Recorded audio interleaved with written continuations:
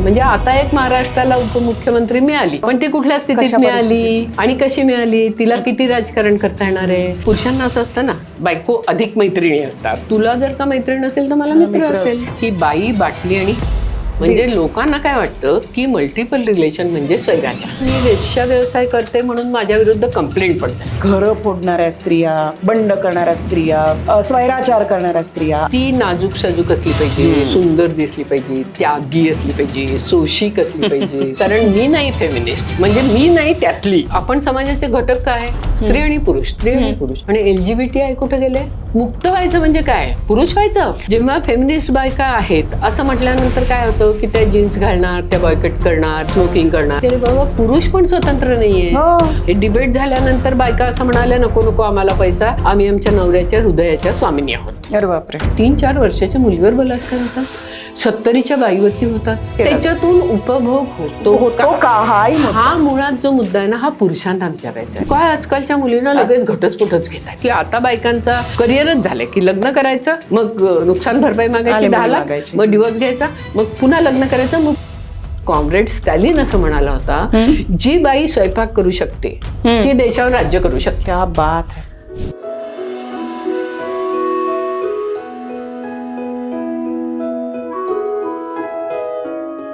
हा एपिसोड आपल्यासमोर आणण्यामध्ये आमच्यासोबत आहेत Lokmanya multipurpose cooperative society limited यांची 30 वर्षांची विश्वासार्ह परंपरा आणि बर्वा कॉस्मेटिक्स यांच्याकडनं आपल्यासाठी हे खूप सुंदर हॅम्पर आहे. गाईच्या तुपापासून बनवलेले अतिशय सुंदर प्रोडक्ट्स आहेत त्यांचे. मी स्वतः वापरले, तुम्हाला पण नक्की आवडेल. Thank you so much. थँक्यू. नमस्कार, मी विभावरी देशपांडे. आरपारच्या वुमन की बातच्या या नव्या कोऱ्या एपिसोडमध्ये मी तुम्हा सर्वांचं स्वागत करते. आज आपण एका विशेष व्यक्तीला भेटणार आहोत. त्यांची संपूर्ण ओळख करून द्यायची झाली तर अख्खा एपिसोड कमी पडेल, त्यामुळे मी थोडक्यात त्यांच्याविषयी सांगणार आहे. मिळून साऱ्या जणी आणि पुरुष ओवाच या मासिकांच्या संपादिका, स्त्री चळवळीच्या जुन्या जाणत्या खंद्या कार्यकर्त्या गीताली विनायक मंदाकिनी. नमस्कार गीताली ताई. नमस्कार. तुमचं खूप स्वागत. येस. मी खूप वर्ष तुम्हाला ओळखते आहे, तुमचं काम पाहते आहे, तुमच्याशी वेगवेगळ्या निमित्ताने गप्पा मारायची, चर्चा करायची संधी मिळाली आहे, खूप नवीन गोष्टी कळल्या आहेत. त्यामुळे या मंचावर आज तुमच्याशी गप्पा मारताना मला खूप आनंद होतोय आणि अगदी खरं सांगायचं तर थोडंसं टेन्शन पण. अरे टेन्शन अजिबात घेऊ नको. तुम्हाला सगळ्यांना मला सांगायला आवडेल की गीताली ताई या स्वतः केमिस्ट्रीमध्ये PhD आहेत आणि 33 वर्ष त्यांनी फर्ग्युसन महाविद्यालयामध्ये प्राध्यापकाची नोकरी केली आहे. आणि त्याचबरोबर त्यांनी स्त्री चळवळीत खूप वर्ष केलं आहे. निरामय पब्लिक चॅरिटेबल ट्रस्टच्या त्या विश्वस्त आहेत. मिळून साऱ्या जणी पुरुष ओवाच्या संपादिका आहेत. पर्यावरण रक्षण, स्त्री सबलीकरण अशा अनेक क्षेत्रामध्ये त्यांनी खूप काम केलेलं आहे. नर्मदा बचाव आंदोलनातही त्यांचा अत्यंत महत्त्वाचा सहभाग आहे. पर्यावरणासंदर्भात जनजागृती करणाऱ्या शाश्वत संस्थेच्या संस्थापक सदस्या त्या आहेत. त्यांनी अनेक पुस्तकं संपादित केली आहेत. त्यातलं नुकतंच स्त्री चळवळ नाबाद 50 स्त्रियांच्या संघर्षाची आणि यशाची गजब कहाणी याचा पहिला खंड नुकताच प्रकाशित झाला आहे. हे मला इथे आवर्जून सांगावं असं वाटतं. याशिवाय रमाई गौरव पुरस्कार, लोकमतचा यशस्वी नवदुर्गा पुरस्कार, मसापचा भीमराव कुलकर्णी कार्यकर्ता पुरस्कार अशा अनेक पुरस्कारांनी त्यांना गौरवलं गेलं आहे. आज आपण खूप वेगळ्या विषयावर आणि खूप सखोल आणि महत्त्वाची चर्चा त्यांच्याशी करणार आहोत. आपल्या अनेकांच्या मनात अनेक प्रश्न असतात, अनेक गैरसमज असतात.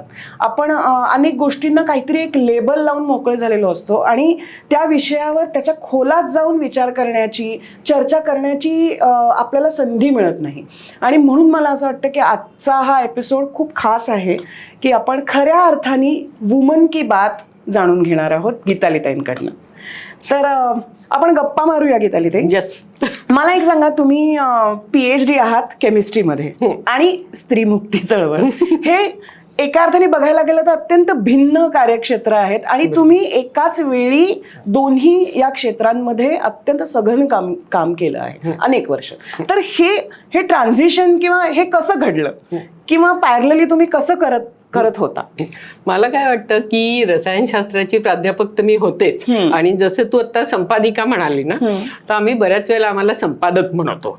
त्याला असं कारण आहे की पुरुष म्हणजे संपादक आणि बाई म्हणजे संपादिका, लेखक लेखिका, असं. तर ते अशा पद्धतीने होतं की कुठेतरी थोडंसं कमी असा एक त्याला या व्यवस्थेमुळे टिंच येतो असं आम्हाला एक वाटत असल्यामुळे आम्ही संपादक म्हणतो स्वतःला, संपादिकाने. पण तू म्हणताना मात्र प्राध्यापक म्हणालीस हे मला फार बरं वाटतं. तिथे काही तू प्राध्यापिका नाही म्हणाली. ते आपल्या आत इतकं खोलवर असतं ना, जाणवत पण नाही. बरोबर. तर त्याच्यामुळे तो एक मला थोडा फरक सांगायचा आहे. आणि दुसरं असं आहे की खरं हे बघशील तर त्याचं मूळ सगळं माझ्या बालपणामध्ये आहे. कारण मी ना पहिल्यापासून अतिशय बंडखोर आहे. म्हणजे आम्ही तिघी बहिणी आणि एक भाऊ. तर मी भावाला म्हणजे मग कुलदीपक तो, मग त्याच्याविषयी विशेष काहीतरी होणार. माझ्या दोघी बहिणी ओके असं असणारच अशा टाईपच्या होत्या. पण मी म्हणायची तुलाच का, आणि मी आईला पण म्हणायची की त्यालाच का, त्याला आवडते तीच भाजी का, वगैरे पासून सगळं. आणि तुम्ही 50च्या दशकातलं? हो हो, म्हणजे आधीच की मी 48 जन्म माझा. हो, म्हणजे त्या काळातलं. येस येस, अगदी सुरुवातीपासून. त्याच्यामुळे आणि इव्हन असं की म्हणजे आई गोष्ट सांगताना म्हणणार एक होता राजा, त्याला 2 राण्या होत्या, एक आवडती एक नावडती. मी म्हणणार मग राणीला पण 2 राजे होते का, एक आवडता एक नावडता. आई भयंकर चिडचूप म्हणायची असं नसतं.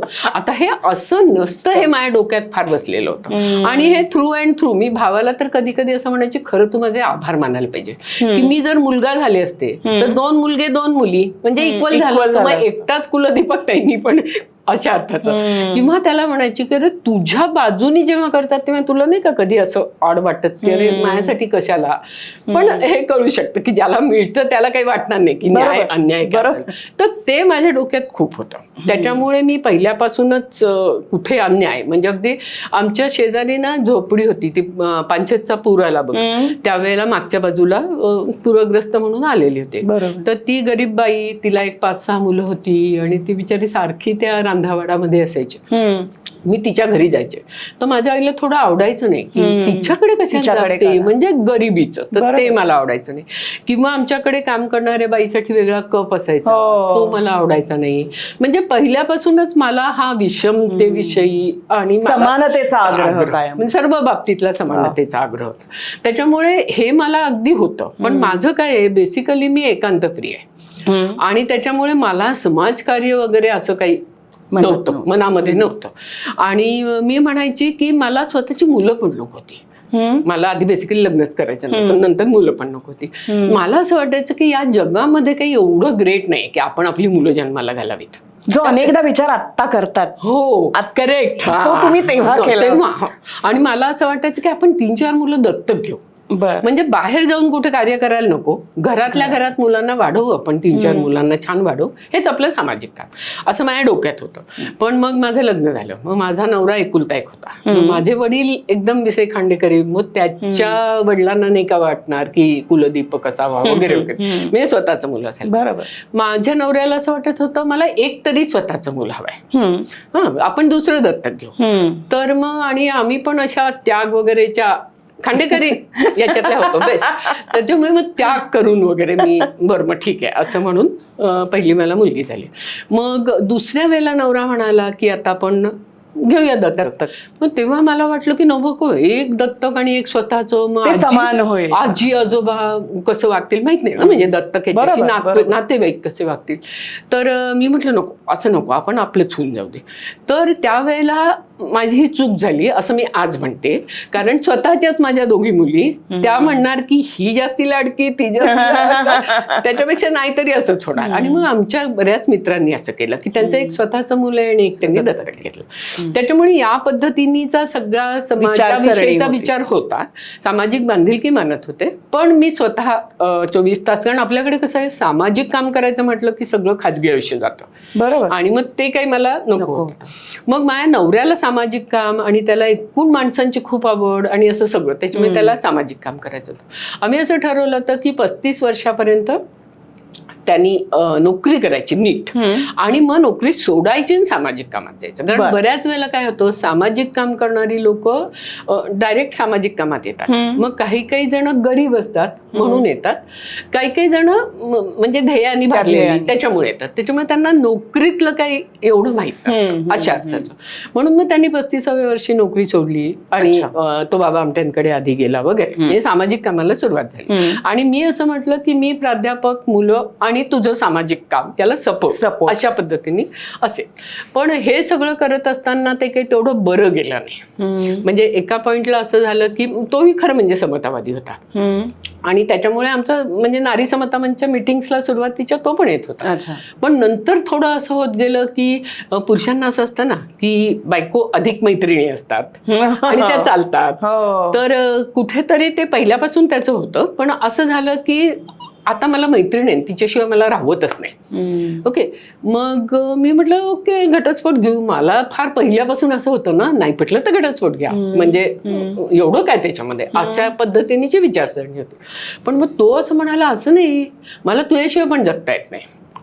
अरे वा. आणि मला मैत्रीण पण पाहिजे आणि तिच्याशिवाय जगता येत नाही. तर मी म्हटलं की हे काय मला मान्य नाहीये. कारण मी पुन्हा मगाशी म्हटलं तसं पातिव्रत्य वगैरे, पण माझं पातिव्रत्य असं नव्हतं की नवरा कुठे गेला आणि मला चालणार आहे. माझं पातिव्रत्य म्हणजे एकनिष्ठा म्हणजे आणि ते गृहीत आहे असं त्याला माहितीही होतं अर्थात. पण हे झाल्यावर माझी मैत्रीण कुसुम कर्णिक म्हणून ती मला म्हणाली की गीता अगं असं असतं, एका वेळेला 2 माणसांवरती प्रेम असू शकतं, पॉलिॲमरी. तर वाय डोंट यू ट्राय. तर मी म्हटलं मला काही हे असलं नाही आवडत म्हणजे, पण तू एवढं म्हणतेस तर आय विल ट्राय इट. म्हणून मी माझ्या नवऱ्याला म्हटलं की मग ठीक आहे, तुला जर का मैत्रीण असेल तर मला मित्र असेल. पण मग त्यानंतर जे काय झालं दॅट यू कॅन इमॅजिन. तर ते जे काय झालं ते पण त्याला म्हणजे आमची मित्रमैत्रिणी होते, त्यांनी त्याला समजावलं की असं नाही, तुला जर ही पाहिजे असेल तर या अटी सहित, आणि ही अगदी तार्किक अट आहे. That is fair. पण त्याला सतत असं वाटलं ना की आजवर तू एकनिष्ठा बोलत होती आणि आता एकदम तू अशी झाली. तर म्हटलं मी पहिल्यापासूनच म्हणते की युनी शुचिता म्हणजे आपली आपण राखायची, मग दुसऱ्या माणसाने येऊन चिखल उडवला काय ना आपला आपण घेतला काय, एकूण एकच शुचिता गेली तर मला चालणार नाही. त्याच्यामुळे हा जो मुद्दा झाला ज्याला मी एकाधिक नाती अशी म्हणतो, तर त्या नात्यामध्ये मी म्हटलं मला चोरून बिरून करायचं नाही. आपल्याकडे विवाहबाह्य संबंध भयंकर असतात आणि कोणी चर्चाही करत नाही. आणि त्या काळात ही चर्चा झाली तुमच्यात, हेच मला इतकं म्हणजे चर्चा म्हणजे अशी चर्चा झाली की तो म्हणाला की मला अंदाजच नाही तू असं म्हणशील बरं का माझ्या नवरा स्त्री कशी असं, आणि मी एवढी ना पातिव्रत्याने एकनिष्ठा वगैरे, तर माझी निष्ठा कशी ढळेल असं त्याला वाटत. तर मग मी म्हटलं की नाही, हा अतिशय न्यायाचा मुद्दा आहे आणि मी न्यायाविषयी बोलते. तर मग मी आमच्या मित्रमैत्रिणींना बोलवून म्हटलं की हे बघा, हा असं म्हणतोय की याला एकदम शॉक आला की मी असं कसं म्हणते, तर तुम्ही मला सांगा की तुमचे नवरे जर दुसरी मैत्रीण आहे म्हणाले तर तुमची रिॲक्शन काय होणार आहे. म्हणजे त्यांना धक्का नको बसायला ना उरलेल्या मित्रांना. तर त्यामुळे सगळ्यांचं जे काय झालं की ही बाई काय बोलते. आणि मी म्हटलं हे मी माझ्या सासू सासऱ्यांना सांगितलं, हे मी माझ्या आईवडिलांना सांगितलं की असं असं असणार आहे. तर माझे वडील म्हणाले की गाय मारली म्हणून वासरी मारू नकोस, तू घटस्फोट घे आणि काय पाहिजे ते कर. तर मी त्यांना म्हटलं असं नाही, मला असं वाटतं की विवाह ही संस्था आहे, ही मानव निर्मित आहे. म्हटलं आपल्याला वाटते ती नैसर्गिक पण मुळीच नाही, त्याच्यामुळे ती मानव निर्मित आहे. मग आपण नियम बदलू शकतो ना. बरोबर, मग आपण नियम बदलू. नातीचरा मी हे खरं म्हणजे दोघांसाठी आहे, पण आज आपल्याला फक्त बायकांसाठी दिसतंय, हे दोघांसाठी होऊ दे. किंवा दोघांनी मिळून ठरवू दे ना की आपल्या त्यांना ठरवू दे आपले मित्रमैत्रिणी असलं पाहिजे. तर ते काही कोणाला पटलं. मग मी कबूल झाले की ओके आहे, करू आपण असं. मग त्यानंतर असं हे सगळं तात्विक चाललं होतं. मित्र कुठे होता मला. मग माझी जी मैत्रीण म्हटलं, तिचा नवरा, मैत्रिणीची होती मल्टिपल रिलेशन्स आणि मित्राची नव्हती, कारण त्याला आवडायचं नाही. म्हणजे एक बाज झालं बाबा, दुसरं कुठे, अशा अर्थात तो थोडा हे होता. पण त्याचं फिलॉसॉफिकली आणि असं काही त्याला विरोध नव्हता. तर तो असं म्हणाला, बघ गीता, आमची मैत्री होती कारण ती पण अशी पूर्ण वेळ काम करणारी, खूप हिंडणारी, आणि हा असा घरात आणि असा. आणि मी पण, माझा नवरा खूप सगळीकडे हिंडणारा आणि असा, मुलं बाळ सगळं असं कुठेतरी एक तुम्हाला वाटतं ना काय असं झालं तस. अशा आम्ही गप्पा म्हणून छान मित्र होतो. तर तो म्हणाला की माझा याच्यावर विश्वास आहे पण मला हे काही फारसं आवडत नाही, पण तुला जर का ट्राय करायचं असेल ना तर आय एम विथ यू. अरे वा. आता हे म्हटल्यावर माणूस समोर आला. त्यामुळे एवढी पंचायत झाली की खूपच पंचायत झाली. मग आम्ही असं म्हटलं की मी त्याला म्हटलं, म्हणजे आपल्याला जे मी सतत असं म्हणते की बाई, बाटली आणि हिंसाचार हे जनरली नवऱ्याकडून बाईला होणारे सगळे अन्याय अत्याचार असतात आणि ते सगळे या व्यवस्थेत होतात. तर ते आमच्याकडे होऊ लागले. तर मी त्याला असं म्हटलं की ही त्रिसूत्री मी बायको म्हणून नाही सहन करणार, आपण डिवोर्स घेऊ. मग मी पाहिजे आपण बरोबर राहू, तू माझ्याशिवाय राहू नाही शकत म्हणतो, म्हणून आय विल ट्राय की तुला मी मदत करते, तू नीट वागायला लाग वगैरे वगैरे अशा अर्थाने. म्हणून आम्ही म्युच्युअल कन्सेंटनी डिवोर्स घेतला आणि मग आम्ही एकत्रही राहत होतो. पण ते नाही जुळलं, कारण ते त्या पद्धतीने आपल्या, आणि मला तर माझ्या नवऱ्याविषयी खूपच सिंपती आहे. कारण काय होतं की म्हणजे पहिला नवरा की तो अतिशय हँडसम, अतिशय फ्रेंडली आणि रसिक असा माणूस होता. त्याच्यामुळे धडाधड बायका त्याच्या प्रेमात पडायच्या. आणि त्याला काय वाटायचं की मी हिरो आहे, रोमॅन्टिक हिरो आहे, त्याच्यामुळे माझ्या पडणारच ना तुझं काय चाललंय, हे जे सारखं असतं ना की बायकोला तुझं काय चाललंय. इव्हन मग काही काही वेळेला ते मैत्रिणीच्या बाबतीत सुद्धा पॉझिटिव्ह होतात. बरोबर. तर माझं हे सर्व जे चाललं होतं ते माझ्या मते म्हणजे मी असं काही क्लेम करत नाही की मी सगळा हेवा मत्सर वगैरे वगैरे सगळं कॉन्कर केलंय, आपण माणूस. पण माझं म्हणणं फिलॉसॉफिकल बदल झाल्यामुळे माझ्यामध्ये खूप फरक पडला. म्हणजे मला पहिला नवरा माझा हिच्या बरोबर गेलाय का, मग तो काय करत असेल, यांनी जे संशयातून म्हणतो ना आपण ब्लड बॉईल होणं तसं व्हायचं. तर हे फिलॉसॉफिकल झाल्यानंतर अरे हो तिच्यावरही असू शकतं, माझ्यावरही आहे. आणि मला असा अनुभव आला की या सगळ्यात जेव्हा आम्ही गेलो तेव्हा त्याचं माझ्यावरचं प्रेम अजिबात कमी झालं नव्हतं, उलट आमचं जास्ती उत्कट झालं रिलेशन. तर हे खरं म्हणजे खूप चांगलं आहे एकीकडे, पण दुसरीकडे हे खूप अवघड आहे. म्हणजे लोकांना काय वाटतं की मल्टिपल रिलेशन म्हणजे स्वैराचार, तर तसं ते अजिबात नाही. म्हणजे मला का याविषयी जास्ती बोलावं असं वाटतंय, कारण एक तर आपल्या समाजात दांभिक आहे, आपला समाज अत्यंत दांभिक, म्हणजे आणि लैंगिकतेच्या संदर्भात तो अतिशय त्याच्यामुळे तो कधी बोलतच नाही याविषयी. आणि मग तेरी बी चूप मेरी बी चूप, कितीतरी विवाहबाह्य संबंध असतात, तिथे आयदर नवरा खूप म्हणजे असं काय काय मिळवणारा किंवा चांगला वगैरे म्हणून असतात, किंवा बायको खूप सुंदर आणि खूप छान, त्याच्यामुळे तिचे पण असतात. आणि मग ते नवऱ्याला माहित पण असतात किंवा डोळ्याझाट पण होते. अशा पद्धतीने सगळं ऑल इज वेल असं चालू असतं. तर माझं म्हणणं या सगळ्या ह्याच्यात हा जो तुम्हाला स्वैराचार वाटतोय, एकाधिक नाती, म्हणजे तसं नाहीये. ही नाती अतिशय अवघड आहेत निभावायला. ते निभावणं आणि त्याच्याकडे एका वेगळ्या दृष्टिकोनातनं बघणं हे अतिशय अवघड आहे. म्हणजे मला आता तुमच्याशी बोलताना असं मी कल्पना करण्याचा प्रयत्न करते की त्या काळामध्ये तुमचे मित्रमंडळी हे एक छोटं सर्कल असतं, पण त्याच्या पलीकडे समाज नावाची इतकी मोठी गोष्ट असते आणि ती बोट कायम आधी स्त्रीकडेच दाखवतो. पुरुषाची शेवटी पुरुष आहे, कोणी दरवेळेला जस्टिफाय करत असं नाहीये, पण हो होणारच ना, डोळे झाक करणं. हा, पण स्त्रीने एखाद्या असा निर्णय घेतला किंवा ताठमानेने अशी एखादं नातं जगायचं ठरवलं तर स्त्रीकडे कायम बोटं दाखवली जातात. तर त्यावेळेला समाज ही जी एक मोठी व्यवस्था आहे त्या व्यवस्थेने या सगळ्याकडे कसं बघितलं किंवा त्यांनी जे बघितलं त्याचं तुम्ही काय केलं? नाही, घर कसं आहे की मी थोडी जरा जास्तीच म्हटलं तशी बंडखोर आहे आणि स्ट्रॉंग पण आहे. त्याच्यामुळे बघितलं ना, म्हणजे माझ्या सोसायटीमध्ये तर मी वेश्या व्यवसाय करते म्हणून माझ्या विरुद्ध कंप्लेंट पण झाली. अरे बापरे. आणि तो इन्स्पेक्टर जो होता तो अगदी खाली मान घालून म्हणाला की ताई आम्हाला खूप म्हणजे हे आम्हाला चांगलं नाही वाटत आहे, पण अशी कंप्लेंट आली आहे तुमच्याविषयी, तुमच्या बिल्डिंगमधल्याच माणसाकडनं. तर मी म्हटलं की मी सांगते तुम्हाला काय काय आहे ते. मी बोलले त्यांच्याशी आणि काही म्हणजे खरं तेव्हा असं झालं होतं की माझा थोडी प्रोटेक्शनची गरज होती. त्यामुळे अच्छा. माझ्याबरोबर कोणी ना कोणीतरी सतत आमचे असायचं. पुरुषवादचे मित्र असायचे, नाही तर बरोबर. मंचातले वगैरे असायचे. बरोबर. तर पण सारखे पुरुष मंडळी यायचे. आणि कसं होतं की जेव्हा एकटी बाई राहत असते तेव्हा आजूबाजूच्या लोकांना जरा असं असतं की तिला मदत करूया, पुरुषांना हो, हो, विशेषतः, अतिशय. आणि मग काहीतरी हे धावून करायचं. पण मी कुठे धावून धावून मदत घेते, मग त्याच्यामुळे मी वाईट ना, कारण बरोबर. माझ्याकडे बाकी तर येत आहेत. आणि मी असं म्हणायची, वाघ म्हटलं तरी खातो आणि वाघोबा म्हटलं तरी खातो. म्हणजे माझे पीएचडीचे गाईड जर मला स्कूटरवर पोचवायला आले आणि मी त्यांच्याबरोबर एनसीएल मध्ये हिंडत असले तर लोक म्हणणार की हिचं काहीतरी चालू आहे. आहे. मग काही नसतानाही जर म्हणणार असतील तर why not? जगू तरी. त्याच्यामुळे मी म्हटलं की हे असं आहे. आणि त्यामुळे असं झालं की नारी समता मंचमध्ये जेव्हा मी सेक्रेटरी झाले तेव्हा कोणीतरी आमच्याच मंचातल्याच एक ऍडव्होकेट बाई असं म्हणाल्या, असल्या बाईला तुम्ही कसं सेक्रेटरी केलं.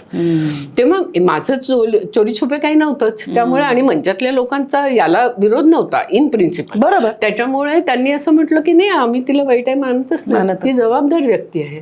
तर म्हणजे या पद्धतीने टोकाच्या 2 रिॲक्शन. आणि इव्हन मी घटस्फोट घेतल्यावर फर्ग्युसन सारख्या ठिकाणी जेव्हा टी क्लब मध्ये मी काहीतरी असं म्हणायचे, मी घटस्फोट घेतला होता ना तेव्हा असं झालं, असं काहीतरी मी जनरल सांगायचं. तर घटस्फोट झाला म्हटल्यावर लोक इकडे तिकडे बघायचे, म्हणजे माझ्याकडे बघायचीच नाही. किंवा मी नाव बदललं गीताली विनायक मंदाकिनी, तर आमचे सगळे जेंट्स म्हणायला लागले, मॅडम आता तुम्हाला काय म्हणायचं, म्हणा की म्हटलं गीताली. तर ते पण नाही, म्हणजे बाईच्या नावाने तेव्हा म्हणजे फर्ग्युसन सारख्या ठिकाणी सुद्धा लोकांना नको वाटत होतं. तर त्याच्यामुळे हे सगळं बॅकग्राऊंड सांगण्याचं कारण असं की त्या सगळ्यामध्ये नारी समता मंचाकडे मी जास्ती आकर्षित झाले आणि जास्ती ऍक्टिव्ह झाले त्या अर्थाने. म्हणजे जसं मी म्हटलं, आधी मी सामाजिक कामात खूप ऍक्टिव्ह नव्हते. जरी मी गेले होते नागेपल्लीला 1 वर्ष, विदाऊट पे रजा घेतली होती, आणि नागेपल्लीला जाऊन प्रौढ शिक्षणाचं काम वगैरे मी करत होते, पण ते मी 1च वर्ष केलं होतं. तर हे मी सामाजिक काम जास्ती म्हणजे चळवळीत जाणं, त्याविषयी काहीतरी करणं, हे याच्यातून जास्ती सुरू झालं. आणि म्हणून मग ते फक्त तरी त्याच्यात असं होतं की मला माझी नोकरी महत्वाची होती, कारण मुलींना सांभाळायचं. त्याच्यामुळे मी असं खूप रस्त्यावर जाऊन काहीतरी आंदोलनं केली किंवा अशा प्रकारचं नाही केलं. पण मी सतत मंचामध्ये कोणी ना कोणतरी होते, काही ना काहीतरी करत होते. पण एक पार्ट टाइम म्हणतो ना आपण, त्या पद्धतीनेची मी त्याच्यामुळे होते. आणि मी एक पथ्य ठेवलं होतं की आपल्या नोकरीच्या जागी जास्ती काही करायचं नाही, गप बसायचं, म्हणजे इकडचं काही फार बोलायचं नाही.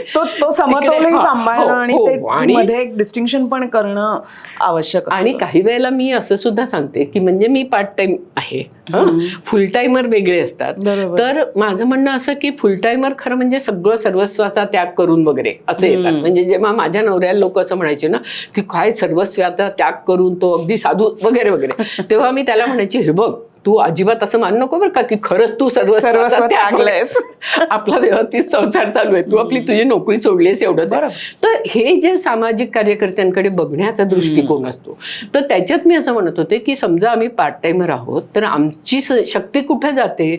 आता समजा मला मंधुश्री सारडा आणि शैला राटकरचे खून झाले आणि त्यावेळेला खूप जोरात आम्ही काम केलं, पण मी कुठे मोर्चात गेले नाही. तर मला जावंसं वाटत नव्हतं का, मला खूप जावंसं वाटत होतं. तर माझी शक्ती तिथे मला अडवण्यात पण जाते ना, माझी इमोशनल शक्ती, की आता मी इथे नाही जाऊ शकत. तर पार्ट टाइमरचं हे पण एक असतं, हे लक्षात घ्यायला पाहिजे लोकांनी, असं मी सारखं म्हणते.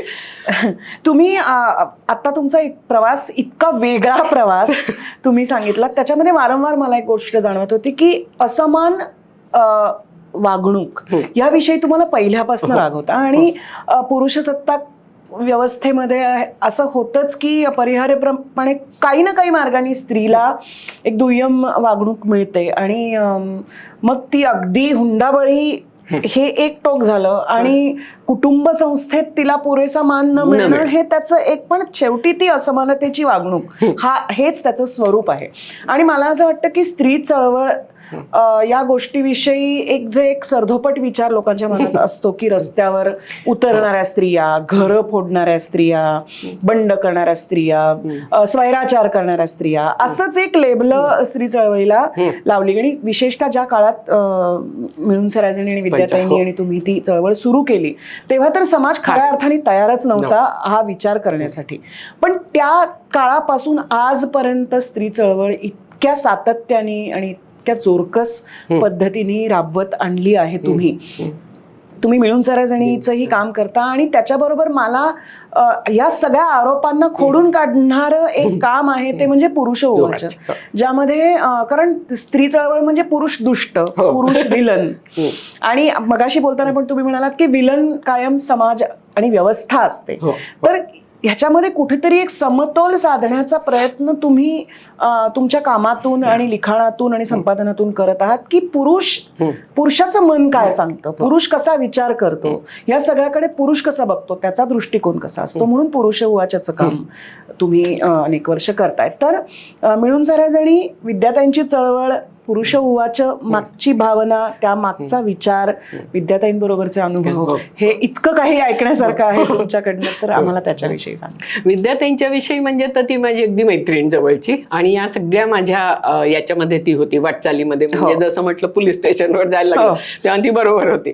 त्याच्यामुळे तिच्या बरोबर तर नेहमीच काम, आणि ती ज्या पद्धतीनीची खरं म्हणजे व्यक्ती होती की ती अतिशय समंजस होती, शांत होती, दुसऱ्याचं ऐकून घेणारी होती, पण तरी सुद्धा तिला इतकं बदनाम केलं होतं की घरं फोडणाऱ्या, स्वैराचारी वगैरे म्हटलं तसं. त्याच्यामुळे तिच्याबरोबर काम करतानाचा अनुभव खूप चांगला, कारण ती एक तर खूप क्रिएटिव्ह पण होती, आणि मग सगळंच म्हणजे तिची लोकप्रियता नंतर खूप वाढत गेली.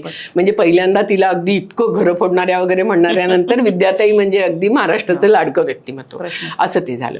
तर त्याच्यामध्ये पहिली गोष्ट अशी की नारी समता मंच ही संघटना अशी त्या काळात पहिली होती की जी स्त्री पुरुष दोघांनाही घेऊन काम करत होती. म्हणजे सत्यरंजन साठे आणि श्रीकृष्ण साने हे आमचे संस्थापक होते नारी समता मंचचे, पुरुष. आणि तसंच जेव्हा नारी समता मंच मध्ये मीटिंग्स व्हायच्या, दर बुधवारी आमच्या मीटिंग्स व्हायच्या, त्या मीटिंग्स मध्ये सगळ्यांना ओपन असायची ती, तर त्याच्यामध्ये पुरुष पण यायचे, त्याच्याबरोबर तरुण मुलगे पण यायचे. तर हे जे तरुण मुलगे यायचे म्हणजे आत्ताचा माझा नवरा मुकुंद किर्दत, अभय कांता, आणि अभय होता करडे म्हणून, संदीप सूर्यवंशी, असे खूप एक 5-6 साधारणपणे तरुण मुलं होती. तर ही तरुण मुलं मंचात यायची, मग ती सगळी चर्चा ऐकायची की जसं आम्ही सतत म्हणत आलो की ही पुरुष विरोधी नाहीये, ही पितृसत्ताक पुरुष प्रधान व्यवस्थेविरोधात आहे.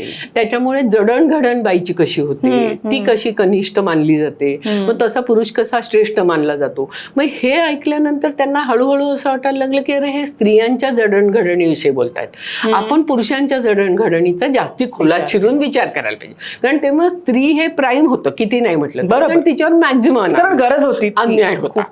त्याच्यामुळे पुरुषवादची ही सगळी मुलं, अजून एक वेगळी मीटिंग असायची आमची, त्याच्यात माझ्यासारख्या बायका पण होत्या. आम्ही शनिवारी भेटायचो संध्याकाळी, आणि मग तिथे हे लोक बोलायचे की आपली जडणघडण कशी झाली. मग त्याच्यामध्ये ते म्हणायचे की कसं ना, आपण रडलो तर चालत नाही, हो आपल्याला भीती वाटून चालत नाही, मग आपली अगदी 10 वर्षाची बहीण असली तरी आपण, अगदी लहान असलो तरी आपण तिचं संरक्षण करायचंय, आपल्याला लहानपणापासून सांगितलंय वगैरे. मग त्यांना एक दिवस असं पण लक्षात आलं की अरे पाऊस पडला तर आपण आईला म्हणतो की भजी कर, हा, आणि आईच्या बहिणीच्या डोक्यात असतं की कपडे वाळतायत, ओले होतील.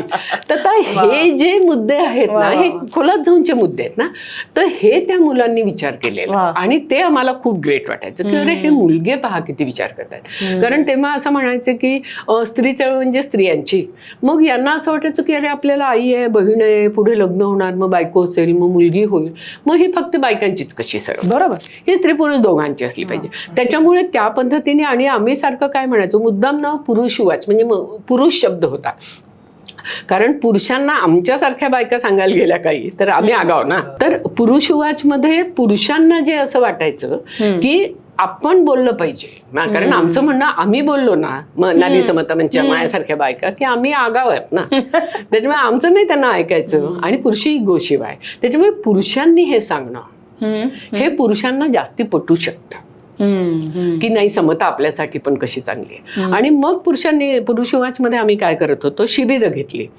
की स्त्रीवादी बायकांचे नवरे, त्यांच्या मुलाखती, म्हणजे मग या नरेश दधीची मुलाखत घेतली होती, वीणा पटवर्धनचा नवरा शशांक ओक, त्याची मुलाखत घेतली होती.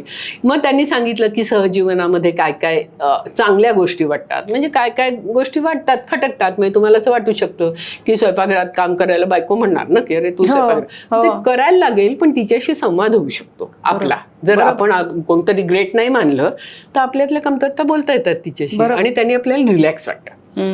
हो अगदी. म्हणजे मला नेहमी वाटतं की बॉयज डोंट क्राय, हो. हे लहानपणापासून जेव्हा मुलांना सांगितलं जातं तेव्हा त्यांना भावनिक होण्याची, कधीतरी मी आता घाबरलो आहे असं म्हणण्याची संधी लहानपणापासूनच मिळत नाही. आणि त्यातून जो एक टॉक्सिक मचिझम असतो की मी सुपिरियर आहे, तो त्यातनच निर्माण होत असणार. तर त्यांना ही मुभा दिली जर लहानपणापासून की ठीक आहे, तुला वाईट वाटू शकतं, तुला रडू येऊ शकतं, आणि तुला रडू आलं आणि एखादं तुझ्या बहिणीने येऊन तुला रडू नको म्हटलं तर ह्यांनी तू काही कमकुवत होत नाहीस आणि तुझ्यातलं पुरुषत्व कमी होत नाही. बरोबर. तर हा विचारातला बदल जेव्हा पुरुष स्वतः विचार करून घडवायला लागतील तेव्हा खऱ्या अर्थाने हा बदल घडेल. मगाशी बोलताना तुम्ही एक स्त्रीवादी बायकांचे नवरे असं म्हणालात, तेव्हा आपल्या दोघींमध्ये झालेला एक गमतीदार प्रसंग मला आठवला, ज्यांनी मी खूप विचार करत, मला वाटतं 7-8 वर्ष झाली असतील, आणि आपण एकत्र गेलो होतो हैदराबादला. आणि तिथे बोलताना काहीतरी तुम्ही मला म्हणालात की तू स्त्रीवादाविषयी किंवा तुझ्या कामातल्या स्त्रीवादाविषयी तू लिही, तेव्हा मी पटकन तुम्हाला म्हणलं होतं की मी स्त्रीवादी नाहीये. बरोबर. आणि तुम्ही मला तेव्हा तुम्ही काही बोलला नाहीत, पण नंतर तुम्ही मला म्हणालात परत येताना की तू अशी का पटकन रिॲक्ट झालीस, तू असं का म्हणतेस की तू स्त्रीवादी नाहीये, स्त्रीवादी म्हणजे काय. आणि जेव्हा मी विचार करायला लागले तेव्हा मलाच लक्षात आलं की मी पण ह्या एका सामाजिक प्रोजेक्शनला किंवा इंटरप्रिटेशनला बळी पडले होते की स्त्रीवादी बायका म्हणजे भांडकुदळ असतात. आणि तेव्हा तुम्ही मला समजावून सांगितलं होतं की समानतेचा विचार करणं, स्त्री म्हणून एक व्यक्ती म्हणून स्वतःकडे बघणं, स्वतंत्र विचार करणं, तो मांडणं, आणि तुमच्या कामातून कुठल्या ना कुठल्या मार्गाने त्या स्त्रीचं सबलीकरण होतंय का, तुमचं स्वतःचं एम्पॉवरमेंट होतीये का, हा विचार जी व्यक्ती आणि जो कलाकार किंवा कोणीही करतो तो स्त्रीवादीच असतो. तर ती माझ्यासाठी फार वेगळ्या पद्धतीचं रिअलायझेशन होतं. आणि मी माझ्या विचारात किंवा माझ्या वागण्यात जगण्यात कळत नकळत अनेक बदल करत गेले तुमच्याशी ते बोलल्यानंतर. आणि आता जर मला कोणी म्हणलं तू स्त्री, कारण अनेकदा आपल्याकडे हिळवण्यासाठी म्हणतात की किंवा ही आली फेमिनिस्ट, अगदी साधं म्हणजे तुम्ही स्वतंत्र विधान जरी केलं जे आसपासच्या पुरुषांच्या विधानाच्या विरोधात आहे, तरी तुम्हाला ही फेमिनिस्ट आहे, स्त्रीवादी म्हणून डिस्कार्ड केलं जातं. तर हा दृष्टिकोन स्त्रीवादाकडे बघण्याचा, फेमिनिझम म्हणजे काय हेही नीट माहिती नसतं, बरोबर, आणि त्याची व्याख्या काय आहे किंवा म्हणजे काय हे माहित नसतं. तर हा दृष्टिकोन बदलणं, आणि हा दृष्टिकोन केवळ पुरुषांचा असतो असं नाही, तो स्त्रियांचाही असतो. आणि तुझाच होता ना, माझाच होता एक्झॅक्टली. किंवा अगदी छोट्या छोट्या गोष्टींमध्ये असं केलं जातं की नाही हा कधी स्वयंपाक करतच नाही आणि मी कधी त्याला स्वयंपाकघरात जायची वेळच येऊ देत नाही, अशी अनेक विधानं अगदी माझ्या वयाच्या, माझ्यापेक्षा लहान मुली ही म्हणतात. तर मला त्या दृष्टिकोनात तो विचार करणं, त्याच्यावर तुम्ही स्त्रीवाद म्हणजे काय, खरोखर काय, मूलभूत संकल्पना काय आहे, त्याविषयी आम्हाला सांगा. हे खूप महत्वाचं आहे आणि हा खूप महत्वाचा मुद्दा तू काढलास, कारण मी नाही फेमिनिस्ट, म्हणजे मी नाही त्यातली अशा अर्थाने लोक म्हणतात. तर ते खरं, आणि ते जगत असतात जे स्त्रीवाद किंवा स्त्री चळवळ सांगते ते. त्याच्यामुळे आम्हाला असं वाटतं पहिली गोष्ट लक्षात घे की स्त्री चळवळीला बदनाम करणं हे राजकारण आहे. म्हणजे ते तू म्हणशील मग पुरुष करतात, बायका करतात, बायका सुद्धा करतात, म्हणजे मग कसं. तर राजकारण आहे म्हणजे काय, तर पहिली गोष्ट अशी लक्षात घेऊया की स्त्री चळवळ पुरुषांना वाईट म्हणत नाही, त्यांच्या विरोधी नाही. स्त्री चळवळ सतत सांगत आली की आम्ही पितृसत्ताक पुरुष प्रधान व्यवस्थेच्या विरोधात आहोत. आता ही व्यवस्था काय आहे, तर ही व्यवस्था जन्मापासून बाईला, म्हणजे मुलगी जन्माला आली की तिला माणूस म्हणून नाही वाढवत, तिला बाई म्हणून वाढवतात. म्हणजे त्याला पण बाईपणा म्हणजे लिंगभाव म्हणतात. म्हणजे काय की ती नाजूक साजूक असली पाहिजे, सुंदर दिसली पाहिजे, त्यागी असली पाहिजे, सोशिक असली पाहिजे, आणि तिला नातेसंबंध जपता यायला पाहिजे, कुटुंब तिने सावरलं पाहिजे, म्हणजे बाईपणा हा चांगला, म्हणजे ते आदर्श. मग पुरुष कसा असला पाहिजे की तो घाबरला नाही पाहिजे, तो रडला नाही पाहिजे, तो एकदम महत्वाकांक्षी, जग जिंकणारा पाहिजे, आणि अतिशय निर्भय, आणि तो खटाखट निर्णय घेऊ शकला पाहिजे, त्यांनी खूप पैसे मिळवले पाहिजेत, तो झाला पुरुषपणा, म्हणजे याला आपण मर्दगडी म्हणतो. आणि मी तर आता असं म्हणते की आपण समाजाचे घटक काय, स्त्री आणि पुरुष, स्त्री आणि पुरुष, आणि LGBTI कुठे गेले, म्हणजे ते तर पूर्ण उपेक्षित. त्याच्यामुळे स्त्रीला कनिष्ठ म्हणून का होईना समाजाचा भाग मानलं हजारो वर्ष. यांना तर इतके वर्ष डिस्कार्ड केलं. आणि म्हणून आता मिळून साऱ्या जणी असं म्हणते ती, ते आणि तो यांचा स्वतःशी आणि परस्परांशी संवाद होण्यासाठी माणूस नव्हे, मासिक नव्हे, चळवळ. तर आता ही मासिक आपल्या चळवळीच्या दिशेने जास्ती जायला लागलंय, कारण चळवळीचं स्वरूप बदलतंय. तर ही चळवळ कशासाठी आहे? स्त्री चळवळ म्हणजे चांगलं माणूस होण्याची चळवळ.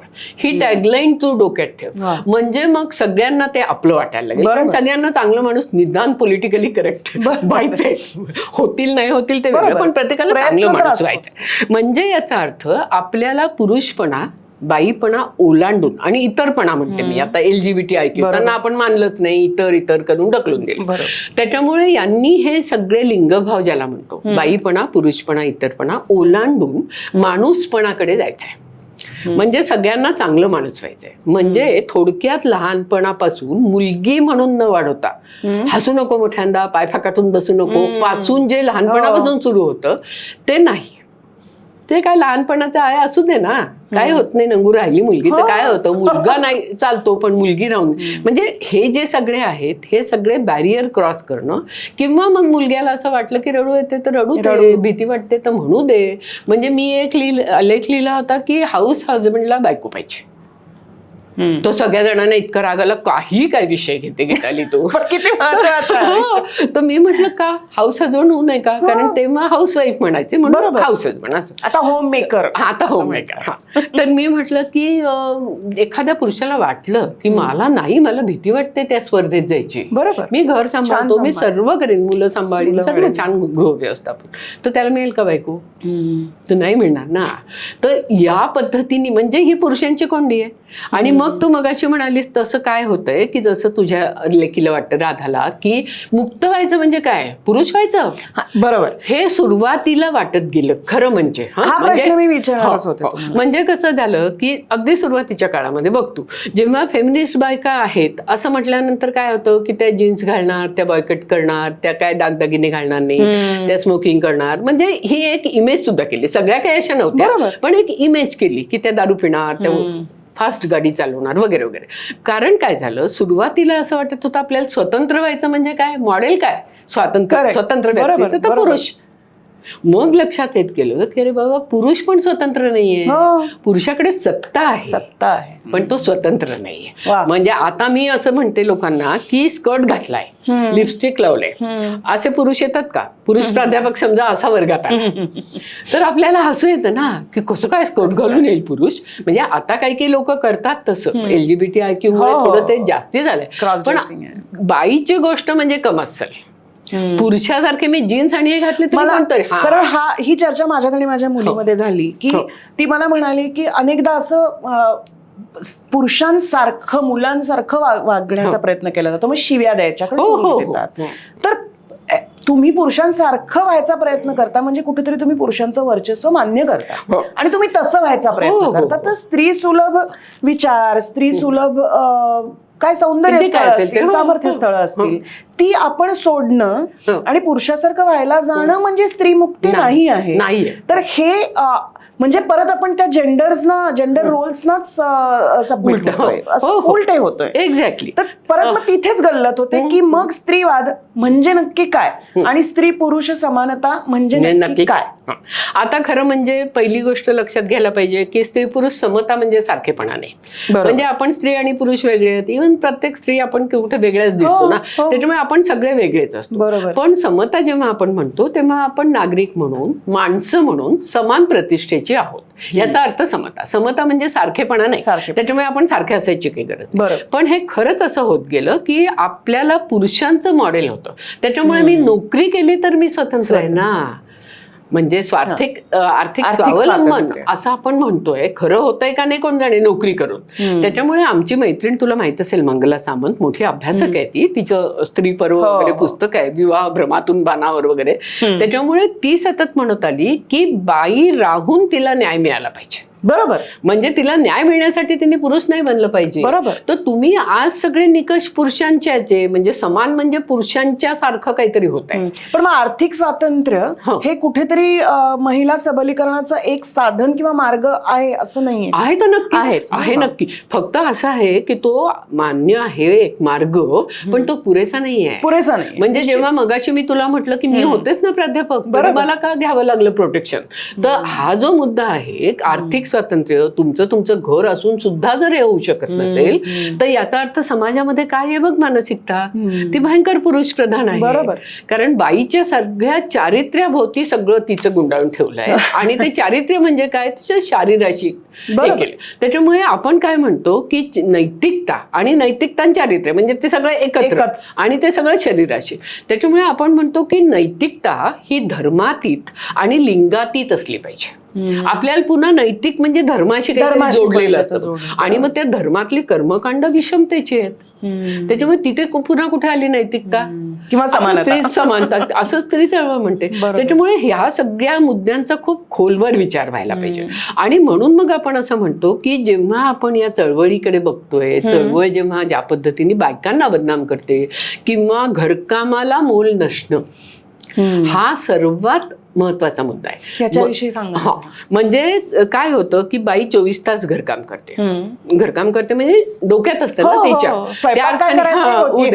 त्याच्यामुळे 24 तास शी इज ऑन ड्युटी. तर आम्ही काय करायचो की आम्ही मुलग्यांच्या शाळेत जायचो 7वी 8वीच्या, कॅच देम यंग. त्यामुळे आम्ही त्यांना विचारायचो की तुमची आई काय करते. मग त्यावेळेला खूप नोकऱ्या नाही करायच्या ना, 30-35.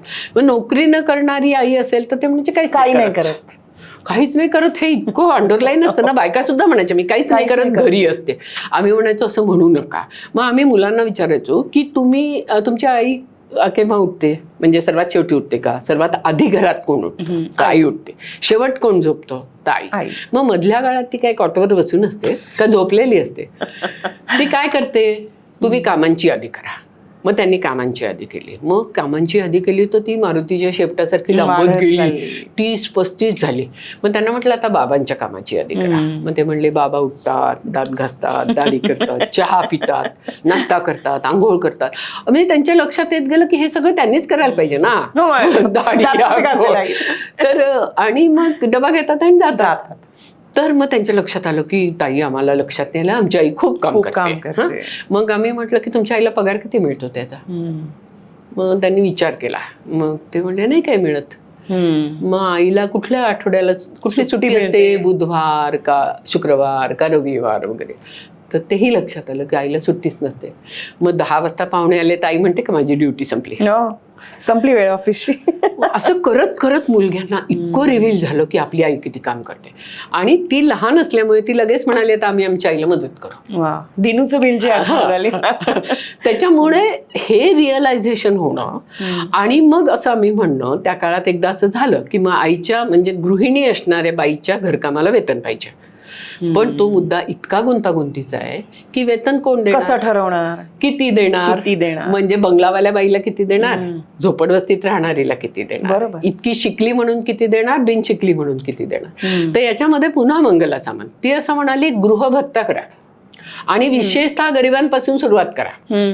सरकारने 10वी शिकलेली जी मुलगी असेल तिला इतका द्यावा, मग 12वी शिकलेलीला इतका द्यावा, अशासाठी की तिने जास्ती शिकावं, म्हणजे तिला वाटेल की आपल्याला जास्ती पैसे, पण म्हणजे ते सरकारने द्यावं. आणि इकडे जे सुखवस्तू लोक आहेत त्यांना नवऱ्याने द्यावं. मग ही डिबेट झाली. हे डिबेट झाल्यानंतर बायका असं म्हणाल्या नको आम्हाला पैसा, आम्ही आमच्या नवऱ्याच्या हृदयाच्या स्वामिनी आहोत. अरे बापरे.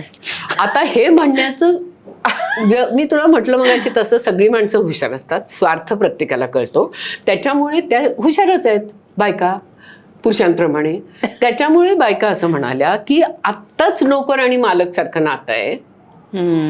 हे पगार दिला तर वाजवून दिला म्हटल्यानंतर तर मग अगदीच होणार आहे.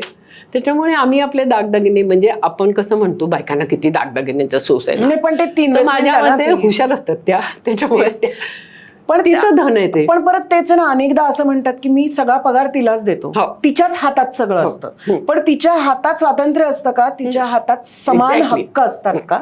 आणि तो स्वाभिमान तिला तिचा जपता येतो का या कुटुंब संस्थेत आणि मग पर्यायी समाजाच्या सगळ्या व्यवस्थेत? हा सगळा प्रश्न आहे. मध्ये मी असं कुठेतरी वाचलं होतं की स्त्री स्वतंत्र असते म्हणजे काय, तर तिला स्वतःचा निर्णय घेण्याचं स्वातंत्र्य तिला आहेच हे तिला समजतं का नाही? तिला बाईला पुरुषाला आणि मुख्य म्हणजे पुरुषाला तर अर्थात. म्हणजे जेव्हा आपण म्हणत होतो ना नारी समता मंचमध्ये पुरुष सुद्धा असतात, तेव्हा पुरुष म्हणजे कुठले पुरुष सुरुवातीला आले की जे पुरुष बाईला स्वातंत्र्य असतंच असं मानतात आणि तिच्या स्वातंत्र्याचा सन्मान करतात, असे पुरुष. तर मिळून साऱ्या जणीतून आपण पुरुषांना जेव्हा अपील करतो तेव्हा आपण पुरुषांना असं म्हणतो की स्वातंत्र्य देणारं कोणी नाही हो, तिला जन्मजातच आहे, जसं तुम्हाला पण जन्मजात आहे. पूर्वी आणि आज परिस्थितीत स्त्रियांच्या प्रश्नांमध्ये काय फरक पडलाय याविषयी आम्हाला सांगा.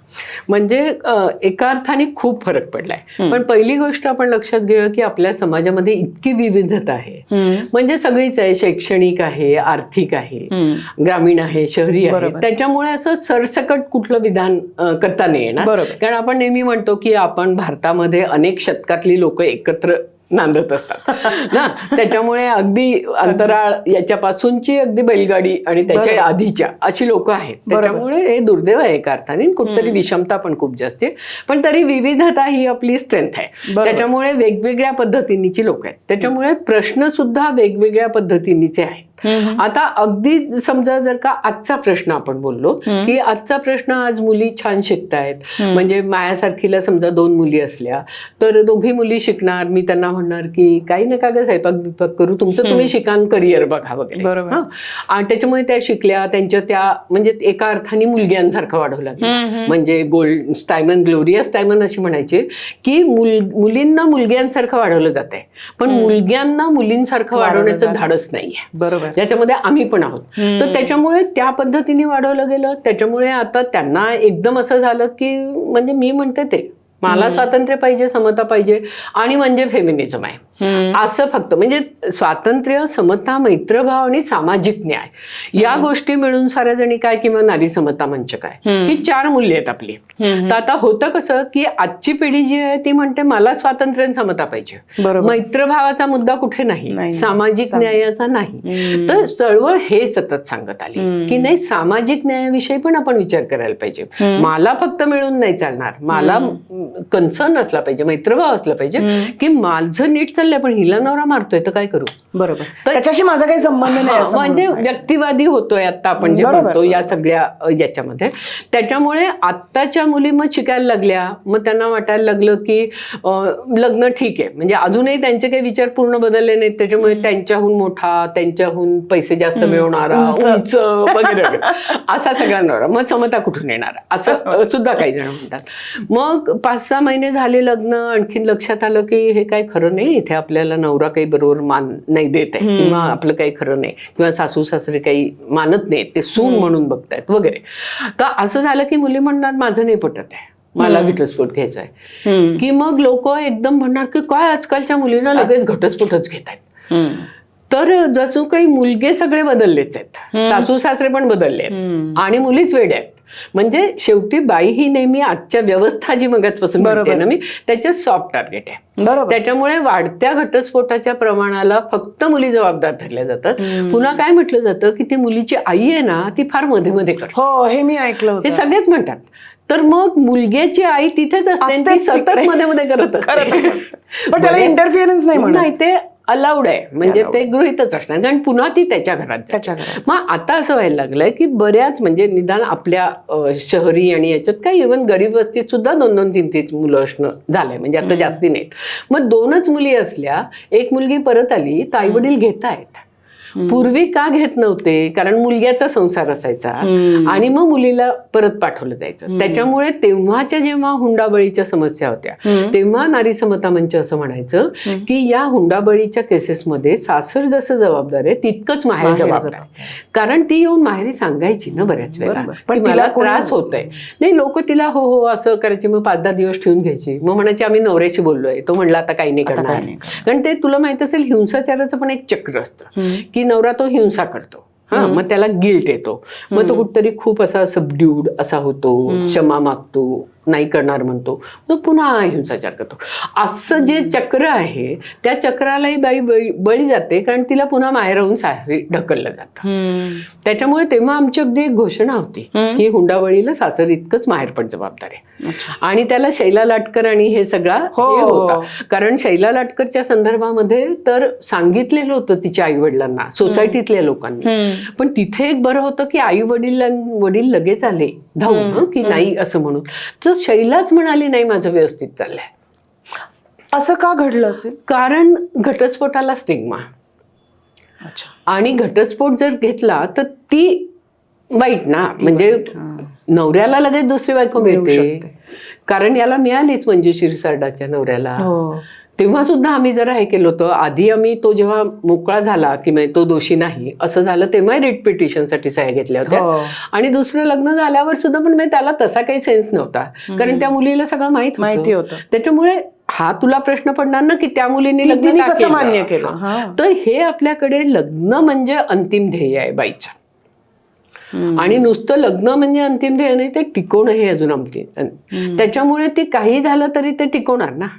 मग जेव्हा मंजुश्री सारडा प्रकरण झाल्यावर मी एक मंजुश्री असं आपल्या संजय पवारनी प्रदर्शन केलं चित्राचं, तोंडाला कुलूप वगैरे वाला, की सगळं काय काय होतंय असं त्याच्यात चित्र होती. आणि मग ती आम्ही सगळीकडे दाखवली, म्हणजे मंचांनी पुण्यात आणि कुठे कुठे दाखवली, बाकीच्या संस्थांनी पण महाराष्ट्रभर दाखवली. मग ती प्रदर्शनं जेव्हा दिसली तेव्हा लोक हळूहळू म्हणायला लागली की माझ्या भाचीला पण असंच होतंय. म्हणजे एस पी कॉलेजच्या ह्याच्यात तर त्या चौकात मामा म्हणाला की माझ्या हिचं पण असं होतंय. मग अजून लोक बोलायला फुटली. त्याच्यामुळे मिळून साऱ्याजणीची एक स्लोगन होती बोलत्यावा. आम्ही बोलत्यावा केंद्र पण सुरू केलं होतं. मग ते बोलत्यावा केंद्र सुरू केलं तेव्हा आम्ही असं म्हणायचो काही नाही, नुसतं आमच्याशी गप्पा मारा, तुम्हाला मनात जे येईल ते बोला, जे तुम्ही अदरवाईज बोलू शकत नाही.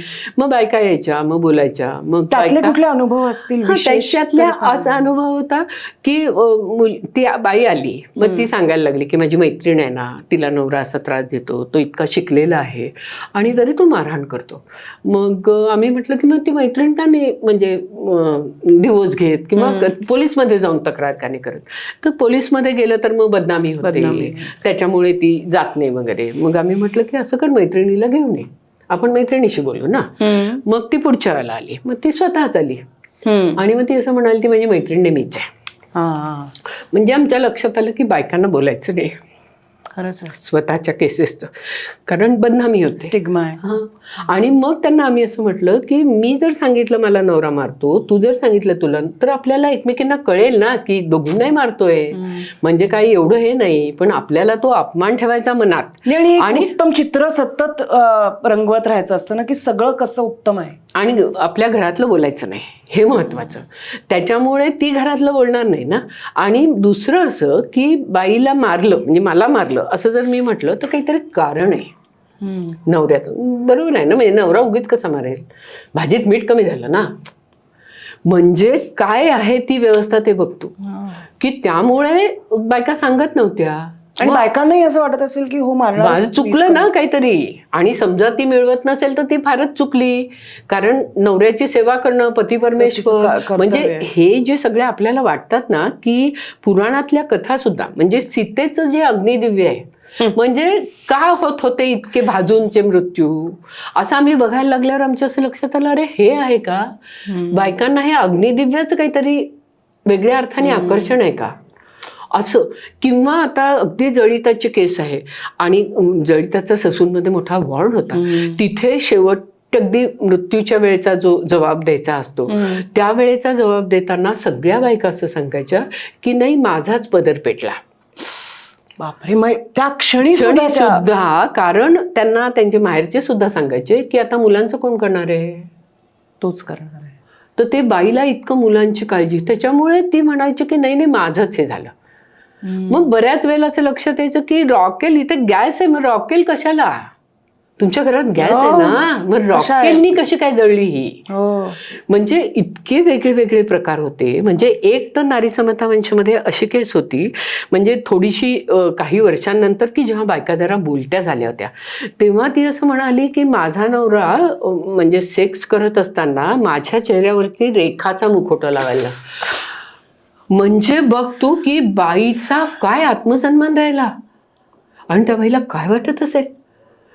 पण हे कल्पनाच काय आहे की लैंगिक सुख पुरुषाने घ्यायचं आणि बाईने द्यायचं. म्हणजे तिला सुख मिळतं का नाही हा तर विचार मुद्दाच नाही. त्याच्यामुळे पहिली काही वर्ष म्हणजे अजूनही चालूच आहे की आपण फक्त लैंगिक अत्याचाराविषयी बोलतोय. म्हणजे पुष्पाताई किंवा आम्ही नारी समता मंचमध्ये बऱ्याच वेळेला असं म्हणायचो, अरे म्हणजे शांता भट म्हणून आमच्या एक सिनियर होत्या, काउन्सिलर होत्या आणि आमच्यासारख्या काही तेव्हा आम्ही तरुण असणाऱ्या, तर आणि माझ्यासारखी भटकन ना मग डिवोर्स का घेत नाही वाली. तर त्याच्यामुळे बाकीच्या जणी असं म्हणायचं किती नवरा छळतोय, हे डिवोर्स का घेत नाही. तेव्हा ते आमच्या शांताबाई म्हणायच्या की अगं तुझ्या लक्षात येत आहे का, केव्हा का होईना कसं का होईना तिला लैंगिक सुख मिळतंय. म्हणजे तू बघ विचार, म्हणजे आता आम्हाला शिवलाच नव्हता विचार तेव्हा सुद्धा, पण म्हणजे आज बघ तू हा की काय पद्धतीने बाईचं डिप्रायव्हेशन आहे सर्व बाबतीत. त्याची जाणीव नसणं हे जास्त भयंकर आहे. त्याला नॉर्मलाइज करणं हे भयंकर. अगं पण दुसरी गोष्ट आहे, जाणीव जोपर्यंत नसते ना तोपर्यंत तुम्ही इग्नरन्स इज ब्लिस म्हणतो तसं आहे. एकदा तुम्हाला जाणीव झाली तुमच्यावरती अन्याय अत्याचार होतोय आणि तुम्हाला काहीच करता येत नाहीये, कारण बाहेर गेलं तर काय शेल्टर होम आहेत. शेल्टर होमची परिस्थिती काय आहे. आम्ही शेल्टर होम केलं 10-11 वर्ष नारी समता मंचचं शेल्टर होम होतं, पण ते इतकं अवघड आहे अगं चालवणं, कारण तिथे त्याच प्रकारच्या समस्या असणाऱ्या समजा 10-11 बायका एकत्र आहेत. सगळ्या जणी मानसिक दृष्ट्या त्या डिस्टर्ब्ड आहेत, त्या कशा एकत्र राहणार. आणि त्यांच्या शिवाय पैशाचा सगळा प्रश्न आहेच आणि त्यांना पुन्हा संरक्षणाची हे असणार, त्याच्यामुळे बाहेर नाही जाता येणार.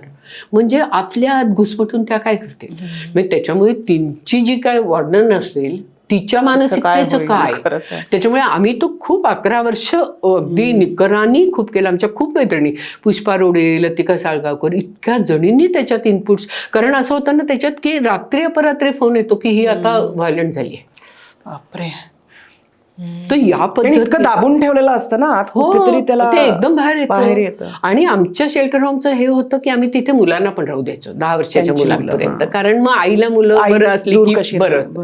त्याच्यामुळे हे सगळे आमचे खूप मोठे, आणि जागा द्यायची नाहीत ग लोक शेल्टर होमला, कारण आमच्याकडे काही आमची बिल्डिंग नव्हती, त्याच्यामुळे सुरक्षिततेचा पण खूप मोठा प्रश्न. आणि मग भाड्याने पाहिजे तर लोक द्यायचे नाहीत का, असल्या बायका नको इथे. म्हणजे पुन्हा घटस्फोट घेतलेली असली बायको. म्हणजे मी आमच्या सरांना एकदा असं म्हटलं की आपण असं म्हणतो बघ टाकलेली बाई, तो टाकलेली वस्तू आहे का, मग त्याला जरा परित्यक्ता म्हणायचं. मग मी त्यांना म्हटलं की अहो ज्या नवऱ्याला बायकोनी टाकला म्हणायला नको, पण सोडला. पण दिली पण म्हणतात ना, ह्यांची मुलगी दिली आहे. हो, पण तू मला सांग की अशा पुरुषाला शब्द काय आहे ज्याला कोणी टाकला. मग ते माझ्यावर खूप चिडले. ते मला म्हणाले की तुम्ही ना फार प्रतिक्रियावादी आणि आक्रस्ताळे असता. खरं म्हणजे ते समतेच्या विचाराचे पण ते चिडीला आले होते. ते म्हटलं ठीक आहे, असं व्हायला लागतं, व्यवस्था बदलायची ना सर आपल्याला, त्याच्यामुळे येणार आहे. तर ते म्हणाले 5 मिनिटं थांबले, म्हणजे मला शब्द सांगा, जाऊ दे ते बाकी आम्ही प्रतिक्रियावादी आहोत का नाही ते. तर ते म्हणले 5 मिनिटं विचार करून असा शब्द नाहीच. त्याच्यामुळे म्हणजे आपल्या फुल्यांनी तरी सवता म्हणून एक शब्द तरी काढून ठेवला, म्हणजे सवता नाही आहेत कोणी, पण निदान शब्द. तर भाषा सुद्धा तेवढी पुरुष प्रधान आहे. म्हणून तुला जे मी प्राध्यापक म्हटलं की म्हणजे छोटं असलं की स्त्रीलिंग आणि महत्वाचं आहे. आणि ते पण आता तुम्ही म्हणालात की ही त्या काळी पूर्वी गेल्या काही वर्षांपूर्वीची ही परिस्थिती होती, आणि आपण आता बदलांविषयी पण बोलतोय. म्हणजे तुम्ही 2 हुंडाबळींच्या लाटकर प्रकरणाविषयी बोललात, पण आजही वैष्णवी हगवण्याचा हुंडाबळी झालाच. तर त्यावेळी तुम्ही काम करत असताना तुम्हाला आलेले अनुभव आणि आज तुम्हाला येणारे अनुभव, चांगले वाईट, या बदलाविषयी काही सांगाल का? आता तू मगाशी म्हटलं तो विविधतेचा मुद्दा आहे. म्हणजे बदल काय झाले तर एकीकडे खूप बदल झाले, बऱ्यापैकी बदल झाले. म्हणजे खूप पुरुष बदलले, त्यांचं बायको बरोबरचं नातं बऱ्यापैकी चांगलं आहे, ते मुलांना खूप चांगलं वाढवतायत वगैरे, ते मानतात की आपलं घर दोघांचं आहे आणि बायकोही खूप मिळवायला लागली वगैरे वगैरे. हा एक पिक्चर आहे. दुसरं पिक्चर असं आहे की मुलींना काय फेमिनिस्ट वगैरे नाही, मग अशी म्हटलं तसं, पण कोण कुंकू लावत नाही, मंगळसूत्र घालत नाही काही, आणि व्यवस्थित सांगतात नवऱ्यांना की इक्वॅलिटी आहे वगैरे, आणि ती गृहीत आहे वगैरे, असे एक बऱ्यापैकी स्टेज आहे. पण एक स्टेज अशी आहे की जिला अजूनही भागवण्याचीच केस आपण म्हटलं तसं, या सगळ्या एकूण जागतिकीकरणाच्या माहोलमध्ये प्रत्येक गोष्टीचा इव्हेंट करायचा, सगळीकडे श्रीमंतीचं प्रदर्शन करायचं, सगळीकडे बळाचा वापर करायचा, अशा याच्यातून ती जी मुळातली मानसिकता आहे ना, तू जे म्हणाली दिली, मी माझ्या मुलीला कोणाला दिली तर राजकारणाच्या घरात दिली वगैरे, मोठ्या घराण्यात दिली, तर ते अजून आहेच ना. म्हणजे ती मानसिकता पूर्ण बदललेलीच नाहीये. आणि मग आपण म्हणतो तसं व्यक्ती बदलणार का व्यवस्था बदलणार, तर व्यवस्था ती आहे. त्याच्यामुळे व्यवस्थेत बदल झालेला नाहीये, तंत्रज्ञान बदललंय, जग बदललंय. त्याच्यामुळे कुठेतरी अजूनही मनामध्ये स्त्री ही दुय्यमच आहे.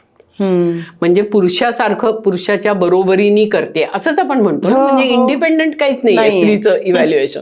त्याच्यामुळे त्या पद्धतीनेच एका बाजूला खूप आहे.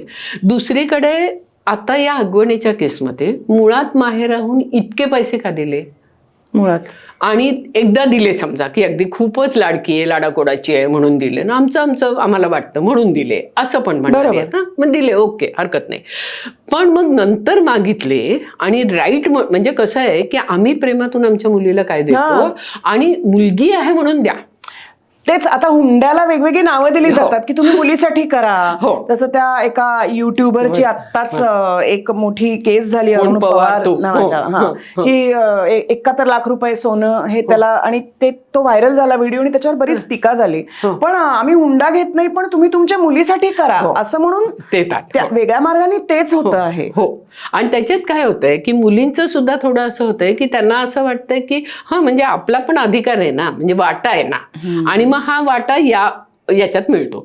तर मुलींना आम्ही तेव्हा काय म्हणतो की तुम्ही असं नका करू ना, हे एका रात्रीत सगळं जाणार आहे, तुम्ही तुमच्यासाठी वेगळी एफडी करून घ्या. पण त्यांनी जर वेगळी इन्व्हेस्टमेंट केली तर लोक असं म्हणणार की आता नवरा बायको आपण एकच आहोत ना, मग तुझं ते माझं, मग तुझं ते माझं, मग तुझं ते माझं, मग तुझ्या याच्यात माझं करणार हे म्हटलं तर पण मग आपण भांडकुदळ झालो ना. आणि मग कसं होतं की ती तिकडे चालली आहे, तिचं विस्थापन आहे, माहेराहून ती सासरी चालली आहे, त्याच्यामुळे तिथे तिला आवाज नाहीये. त्याच्यामुळे तिथे ती म्हणणार आहे का उलट तिचे दागिने काढूनच घेतले की इथे या ग्रामीण भागामध्ये सोनं नको, उगीच कोणतरी हे करेल. म्हणजे किती पद्धतीने होत आहे, मुली ते सहन का करतायत असं आम्हाला खूप वाटतं की मुली का सहन करतायत. पण आमच्याही लक्षात येतं की आत्ताच्या जागतिकीकरणाच्या माहोलमध्ये ना इतकं पैशाभोवती फिरतंय सगळं, आणि माझ्याकडे जितका पैसा जास्ती तितकं मी ग्रेट. आणि मग ते राजकारण, म्हणजे राजकारण आणि हा पैसा आणि हे शारीरिक बळ हे सगळं एकत्र आलंय, आणि या सगळ्या एकत्र येण्यातून समाज खूप खूप खूप खालच्या थराला चाललाय. आणि त्याच्यामध्ये अर्थातच स्त्रिया आणि दलित आणि आदिवासी म्हणजे जे वंचित आहेत आर्थिक दृष्टी, ते सगळे भरडले जात आहेत. आणि म्हणून मग ही व्यवस्था बदलायला पाहिजे असं म्हटलं तर आताची समाज माध्यमं तू बघ की या समाज माध्यमांमध्ये जो स्त्री ही दुय्यम आहे हा जो मुद्दा आहे, हा समाज माध्यमात काय वेगळ्या पद्धतीने येतोय. स्त्रियांवर केलेले विनोद हे जर तू बघशील आणि त्या स्त्रियांवर केलेल्या विनोदाविषयी आपण बोललो तर ते कसं म्हणणार की तुम्हाला विनोद बुद्धी नाही, बरोबर. हा, तर मग त्यांना असं म्हटलं समजा की मग तेच करू का तुमच्यावर उलटे विनोद. आमची एक मैत्रीण करते उलटे विनोद, जे बायकांवरती झाले तसेच पुरुषांवरती करायचे, सेम टू सेम, फक्त शब्द बदलायचे, लिंग बदलून. आणि मग असं केलं की लोक म्हणणार हे कसल्या बायका आहेत ना, म्हणजे यांना काही विनोद बुद्धीच नाही, यांना घेताच येत नाही विनोद, आणि मग त्यांना घेताच येत नाही हे तर गृहीत आहे. पण मग ते चालतं न घेता आलेलं व्यवस्थेमुळे चालतं. आणि मी नेहमी म्हणते की या बायकांवरचे जे विनोद आहेत ते सगळ्यात पुरुषसत्ताक समाज व्यवस्थेत हे विनोद म्हणून ऐकले जातात, आणि बायकाही एकमेकांना ते सांगतात. त्यामधला जो एक पेट्रियार्की आहे ती जाणवत नाही, तर परत ते त्या विचारांपाशीच आपण परत येतो. आणि ती जाणीव होणं म्हणजे अनेकदा मला चर्चांमध्ये असंही होतं की कायदा आता बाईच्या बाजूने आहे, आणि अनेक वेळेला असा सहज बोलण्यामध्ये पुरुष काय पण स्त्रियाही बोलतात की आता बायका त्याचा फायदा उठवतात आणि आता पुरुषांची पण मुस्कटदाबी होते आहे आणि काही अंशी ते तसं होतही असेल. कारण अनेकदा मी म्हणते मग ती एक प्रतिक्रिया असेल, तो पेंड्युलम जसा एकदम या बाजूला जातो तसा गेला असेल आणि तो हळूहळू तो बदलेल. तर स्थित्यंतरही होत राहणार आहेत विचारात, समाजात, पण ती अत्यंत जागरूकपणे, डोळसपणे आणि प्रयत्नपूर्वक घडवली तरच एक समाज बदलण्याकडे, व्यवस्था बदलण्याकडे आपला प्रवास सुरू होईल असं मला वाटतं. एक मिनिट तुला म्हणू की जसं तू म्हणली बाईच्या बाजूनी कायदे होत आहेत, तर आम्ही काय म्हणतो की बाईच्या बाजूनी नाही, बाईला न्याय देणारे कायदे होतात. तर हे जे आहे कायदे बाईला न्याय देणारे हे झालेत, हे चळवळीच्या रेट्याने झाले, पण त्याची अंमलबजावणी होते का, किती टक्के होते, आणि गैरफायदा घेतला जातो का, किती टक्के घेतला जातो. तर गैरफायदा किंवा काय आपण म्हणतो पळवाटा कायद्याच्या, कुठल्या कायद्याच्या नाही काढत, सगळ्याच कायदे. म्हणून आपण कायदे बदलत नाही. तरी सुद्धा 498A बदलला. त्यानंतर म्हणजे असं होतं ना की ते 498 मध्ये असं होतं की बाईचा जर मृत्यू झाला आणि त्या किंवा तिचा छळ होत असेल, तिने कंप्लेंट केली, तर तिने कंप्लेंट केल्या ज्याच्या विरुद्ध असेल, म्हणजे सासरा, नवरा आणि कोण तर त्याला लगेच तुरुंगात टाकायचं आणि त्याला बेल मिळणार नाही, अशा अर्थाचा तो कायदा होता. तर तो कायदा झाल्यानंतर नॅचरली हे सगळ्या अंमलबजावणीमध्ये सुद्धा पोलीस असतात, आणखीन न्याय आणि या सगळ्यामध्ये सगळी पुरुषी मानसिकता आहे. त्याच्यामुळे त्याचा गैरवापर झाला का, तर झाला. पण गैरवापर कोणी केला, परसे बाईनी केला का, कारण तिला धड कायदाच माहित नव्हता. पण तिचा भाऊ असेल, वडील असेल, हा सूडबुद्धीने केला, किंवा वकील असेल त्यांनी सांगणं की हा लावा हो म्हणजे शिक्षा होईल. म्हणजे त्याला धड काही माहितही नसतं की ते कलम लावून खरंच शिक्षा होणार आहे का कलम लावल्यामुळे उलटा तो सुटणार आहे. कारण तसा पुरावा मिळायला लागतो ना, म्हणजे नुसतं होऊन चालत नाही. त्याच्यामुळे आता तो कायदा बदलला आणि लगेचच्या लगेच तुरुंग, आणखीन बेल नसणं असं नाहीये. अर्थात मला कायद्याची खूप माहिती नाही, पण जनरली जे आहे तर याच्यामध्ये हा जो आपण मुद्दा करतो की पुरुष आणि बायका वापरतात. म्हणजे आता तू म्हणालीस तसं की खरंच काही काही वेळेला बायका म्हणतात तर मी तुझ्या विरुद्ध केस करेन, म्हणजे ते ब्लॅकमेल केल्याच्या संदर्भात पण अनेकदा ब्लॅकमेल केल्यासारखं असं वाटू शकतं. पण खरं म्हणजे ते ब्लॅकमेल आहे का, म्हणजे तो उगीच काही करत नाही आणि ती म्हणते का, तर काही वेळेला असेल. म्हणजे पण लोक कसं म्हणतात की आता बायकांचा करिअरच झालंय की लग्न करायचं, मग नुकसान भरपाई मागायची 10 लाख, मग डिवोर्स घ्यायचा, मग पुन्हा लग्न करायचं, मग जणू काही एका पाठोपाठ एक तिची 5-6 लग्न एखादीची झाली असतील, नाही असं नाही, पण तरी हे होत नाहीये. त्याच्यामुळे आहे ती भीती आहे. आणि जेव्हा 498 नंतर असं झालं की पुरुष घाबरले, त्याच्यावरती आम्ही खरं म्हणजे पुरुषांचं शिबिर घेतलं होतं की तुम्ही घाबरू नका. जर तुम्ही काही केलंच नसेल तर खरं म्हणजे तुम्हाला काही होणार नाही, पण समजा जरी झालं तरी तुम्ही परस्यू केलं तर तुम्ही निर्दोष असाल तर सुटालच ना. म्हणजे आजवरती बलात्कार होऊन सुद्धा बायकांना न्याय मिळाला नाही. मग आता म्हणजे आपण अरेला कार्य म्हणत नाहीये, म्हणजे आमच्यावर अन्याय केला ना आता अजिबात म्हणत नाहीये स्त्री चळवळ. पण स्त्री चळवळ असं म्हणते की तुम्ही याचा जो वभरा करताय की भयंकर होतोय, भयंकर गैरवापर होतोय, तर प्रमाण काय आहे, भयंकर होतोय का. आता तुम्हाला केसेस खूप दिसत असतील की गैरवापराच्या, पण बिनवापराच्या केसेस किती जास्त आहेत, त्या शेकडो हजारो आहेत की जिथे खरंच अन्याय होतोय. आणि मग तरी ती काय करत नाहीये, तर ती घाबरलीये, तिला न्याय मिळत नाही. माहित आहे की आपलं काय, म्हणजे जसं नवऱ्याविरुद्ध केलं तर काय एक दिवस जेलमध्ये जाईल, दुसरे दिवस आल्यावर तो काय करेल, जास्ती मारेल. म्हणजे हा जो आहे, किंवा घर सोडलं सासरचं कुठे जाईल. आज माहेरी थोडंच दार किलकिलं झालंय, पण तरी तिथे खूप मान आहे का, समाजात कुठतरी बोट अजूनही दाखवतातच आहेत ना की ती घटस्फोटित आहे वगैरे वगैरे. त्याच्यामुळे समाज बदललेला नाही तितका, व्यवस्था तितकी बदललेली नाहीये, पण तरी एकीकडे समाज इतका बदलला आहे, एकीकडे बायका इतक्या बदलल्या आहेत, आणि मग त्या बदललेल्या बायकांचं खूप राजकारण केलं जातं की बघा या कशा आहेत, यांच्याकडे बोट, त्यांच्याकडे जास्ती बोट दाखवलं जातंय, त्याचा खूप बभरा होतोय. आणि हे पुरुषी राजकारण आहे, कारण त्यांना व्यवस्था तशीच टिकवून हवी. आणि जेव्हा आपण पुरुषी राजकारण म्हणतो ना, तेव्हा पुरुषांनी केलेलं असतं, बायका पण करतात, पण ते पुरुषी असतं. तर पुरुषी असतं म्हणजे काय की ही पितृसत्ताक पुरुष प्रधान व्यवस्था टिकवून ठेवणं. आपण सगळे जैसे थेवाले असतो, कारण आपल्याला भीती वाटते आपल्याला अवघड असतो ना. भीती वाटते आणि की म्हणजे अननोन आहे ना त्याच्यामुळे भीती वाटते. त्याच्यामुळे आपल्याला आहे ते हवं असतं. त्याच्यामुळे जेव्हा बायका म्हणतात, म्हणजे आपण म्हटलं की खऱ्याच स्वतंत्र असतात पण त्या म्हणत नाहीत आम्ही फेमिनिस्ट, तर त्या का म्हणत नाहीत? कारण त्यांना व्यवस्थेविरुद्ध जायचं नाहीये. त्यांना आहे त्या व्यवस्थेत खूप फायदे मिळू शकतात ना आज सुद्धा, की बायकांना एवढं सौजन्य वगैरे वागवलं जातं आणि अपेक्षाही असते. बॅग आपल्या बरोबरच्या मित्रांनी बॅग उचलावी अशी अपेक्षा असते. आपल्याला ती उचलता येत असूनही. बरोबर. त्याच्यामुळे हे सगळं होत असल्यामुळे त्या बायका असं म्हणतात आम्ही नाही फेमिनिस्ट, कारण आम्हाला ती रिस्क घ्यायची नाहीये. व्यवस्थेच्या विरोधात बोलून आम्हाला ते काही करायचं नाहीये, त्याच्यामुळे आम्ही फेमिनिस्ट नाही. पण मग हे जे आपण म्हणतोय की याच्याविषयी काय इतका बभरा होतोय एकूण चळवळीविषयी, कुठल्याही चळवळीविषयी बघ तू, आता धरणग्रस्तांची असेल, नर्मदा बचावला किती झाला, किती विरोध झाला, तर तो का झाला? कारण आपलं काहीतरी जात आहे. म्हणजे काय होतंय की विषमता आहे.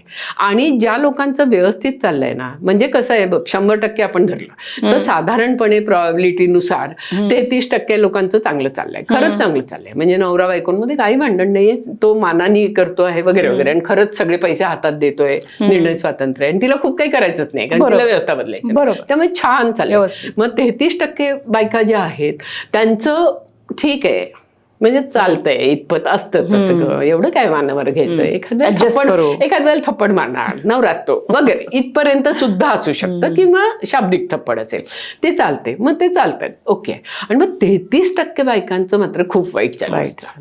पण त्यांचं जे साधारणपणे त्या तर काय चं उत्तर खूप वाईट असल्यामुळे ठीक आहे, मग त्याच्यातले 5-10% काहीतरी कंप्लेंट करतात, 5-10% मरूनच जातात.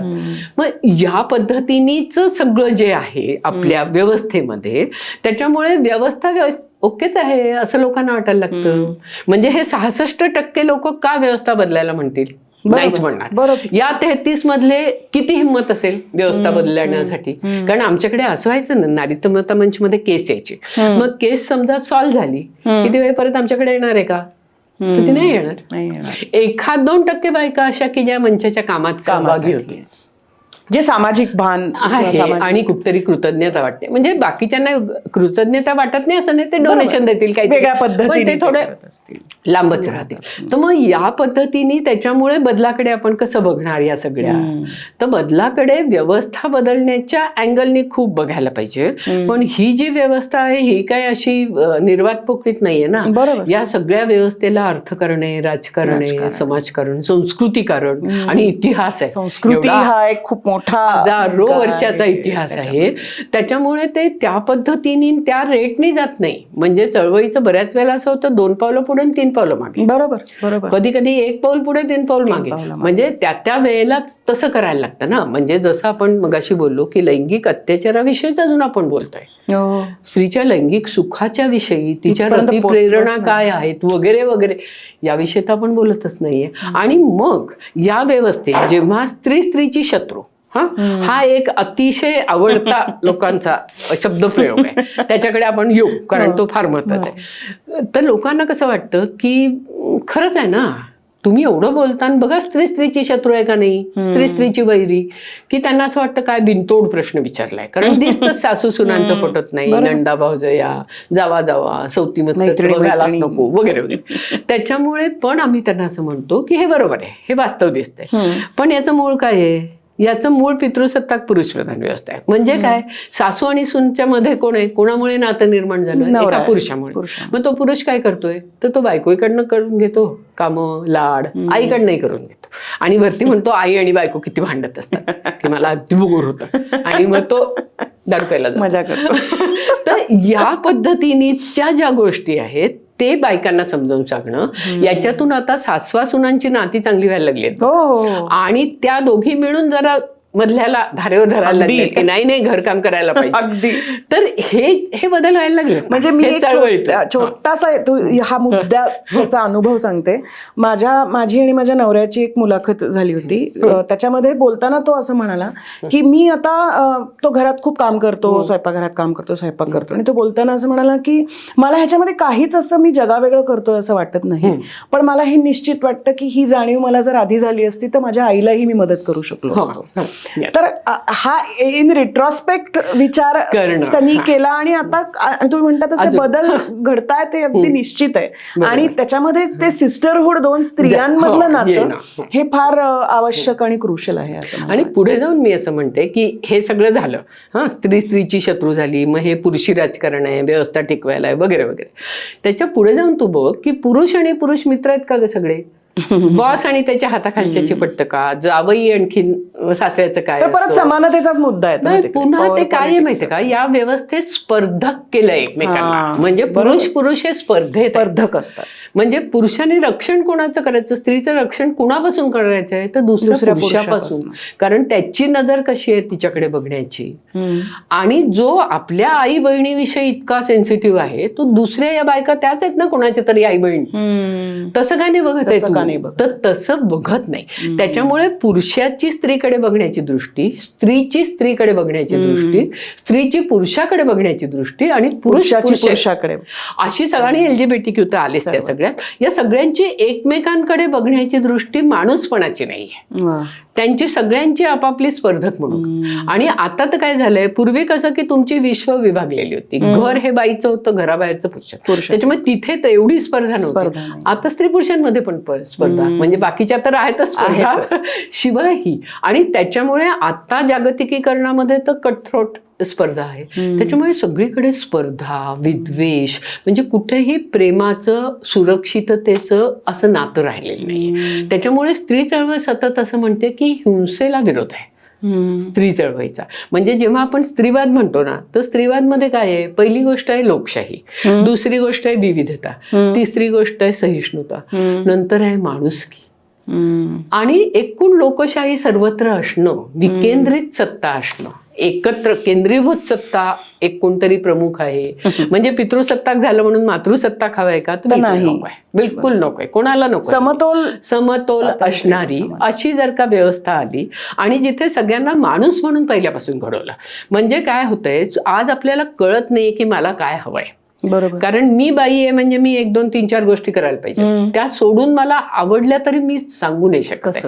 तसंच पुरुषांचं आहे. त्याच्यामुळे आपल्याला काय हवंय, काय नकोय हे जर व्यक्ती म्हणून, माणूस म्हणून वाढवलं तर कळू शकेल. आणि त्यानुसार जर आपल्याला नैसर्गिक आपल्यानुसार मिळालं तर आपण जास्ती समाधानी राहू. आणि मगाशी तू म्हणालीस तसं की स्त्रीत्व आणि पुरुषत्व, हा, हे पुन्हा एक जरा स्लिपरी आहे. कारण असं होतं की दरवेळेला असं, पण नैसर्गिक असं आलं की प्रॉब्लेम आहे. कारण नैसर्गिक आहे, हार्मोन्स आहेत, पण हार्मोन्सना किती महत्व द्यायचं. पुन्हा हार्मोन्स सुद्धा आता टेस्टोस्टेरॉन प्रत्येक पुरुषामध्ये प्रत्येक वेळ तेवढ्याच लेवलचा असणार आहे का, किंवा उलट स्त्रियांमध्ये नसतं. त्याच्यामुळे मगाशी आपण जे म्हटलं की व्यक्ती म्हणून जर वाढवलं तर एखाद्या स्त्रीमध्ये ते जास्ती असेल आणि त्याच्यामुळे तिला सो कॉल्ड पुरुषी पद्धतीने सगळं करावंसं वाटतं. एखाद्या पुरुषामध्ये ते कमी असेल त्याच्यामुळे सो कॉल्ड बायकी गोष्टी त्याला कराव्याशा वाटतं. मग हे स्वातंत्र्य आहे का? तर हे स्वातंत्र्य नाहीये. त्याच्यामुळे नैसर्गिकतेमध्ये अडकू नका, इसेन्शियलिस्ट गोष्टीत जाऊ नका, हे चळवळ सतत सांगत आली. आणि मग त्यामुळे ते सतत असं होत गेलं ना की पुरुषासारखं. आता कुठेतरी स्त्रिया असं म्हणायला लागल्यात, नाही मी स्त्री आहे आणि तरी मला न्याय मिळाला पाहिजे. नाही, मला हे आवडतच आहे नटायला.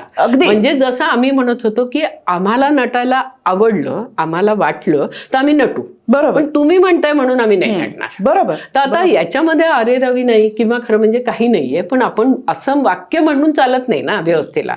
म्हणजे त्यांना वाटतं की कसल्या बायका आहेत ना या. परत दृष्टीचाच मुद्दा येतो. मी ह्याचाच एक प्रश्न असा विचारते की माध्यम फार मोठ्या प्रमाणावर जबाबदार आहेत ही दृष्टी निर्माण करण्यासाठी. म्हणजे चित्रपटांमध्ये आपल्याला अनेकदा असं दिसतं की उसकी ना में भी हाँ है, किंवा ती आधी नाही म्हणत असेल, ती नाही म्हणत, तो तिला पटवतो आणि तो हो म्हणतो. तर ह्याच्यामध्ये कुठेतरी तिचं नाही ऐकण्याची पण पुरुषांना सवय नाहीये, किंवा त्या नाहीचा अर्थ खराच नाही हे तरी मान्य करण्याची पुरुषांची, मुलांची मानसिकता नाहीये. आणि त्याला कुठेतरी माध्यम आणि अर्थात संपूर्णपणे नाही पण असे अनेक सगळे आहेत चित्रपट ना, असतात मोठी. त्याच्यामध्ये ग्लॅमराईज केलं जातं तिचा नकार आणि त्यांनी तो न मानणं. हो. तर माध्यमांची जबाबदारी खूप मोठ्या प्रमाणावर आहे असं वाटतं. म्हणजे नक्कीच आहे.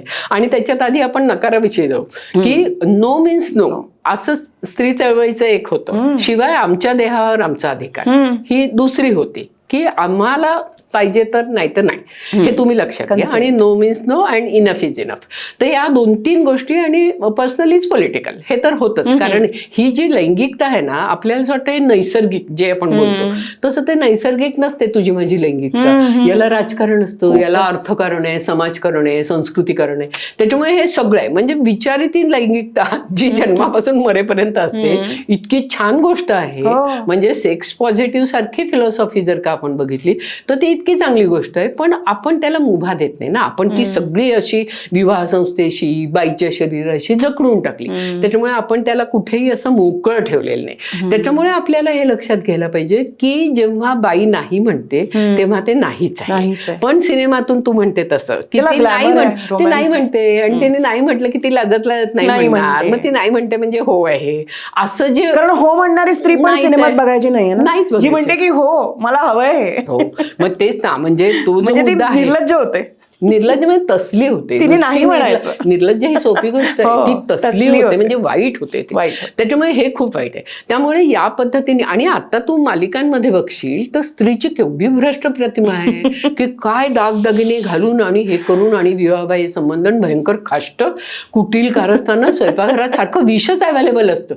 म्हणजे सगळ्यांना वाटावं की बायका अशाच असतात. त्याच्यामुळे पुन्हा माझी मैत्रीण मंगला सामंत असं म्हणायची की ह्या ज्या बायकांना बघितलं ना की कोणी असं समजा आलं काहीतरी बघितलं तर एक थोबाडीत द्यायला पाहिजे. बायका कसल्या वाईट आहेत ना हेच त्यांना निर्माण करायचंय. आणि सुनील सुक्तन करता आमचं असं म्हणतो की प्रोडक्शन करणारे आता एखादी एकता कपूर सारखी असेल आणि आता मराठी याच्यात पण बायका आहेत पण तरी हे पुरुष आहेत आणि ते मध्यमवयीन आहेत. ते तुमच्या सेवेला अतिशय घाबरलेले आहेत आणि त्याच्यामुळे ते स्त्रियांची अशी प्रतिमा व्यक्त करतात. आणि मग म्हणायचं काय की TRP यालाच मिळतो. म्हणजे आमची एक खूप चांगली मालिकामध्ये अप्पी काय करते का काहीतरी होतं, PFची कलेक्टर.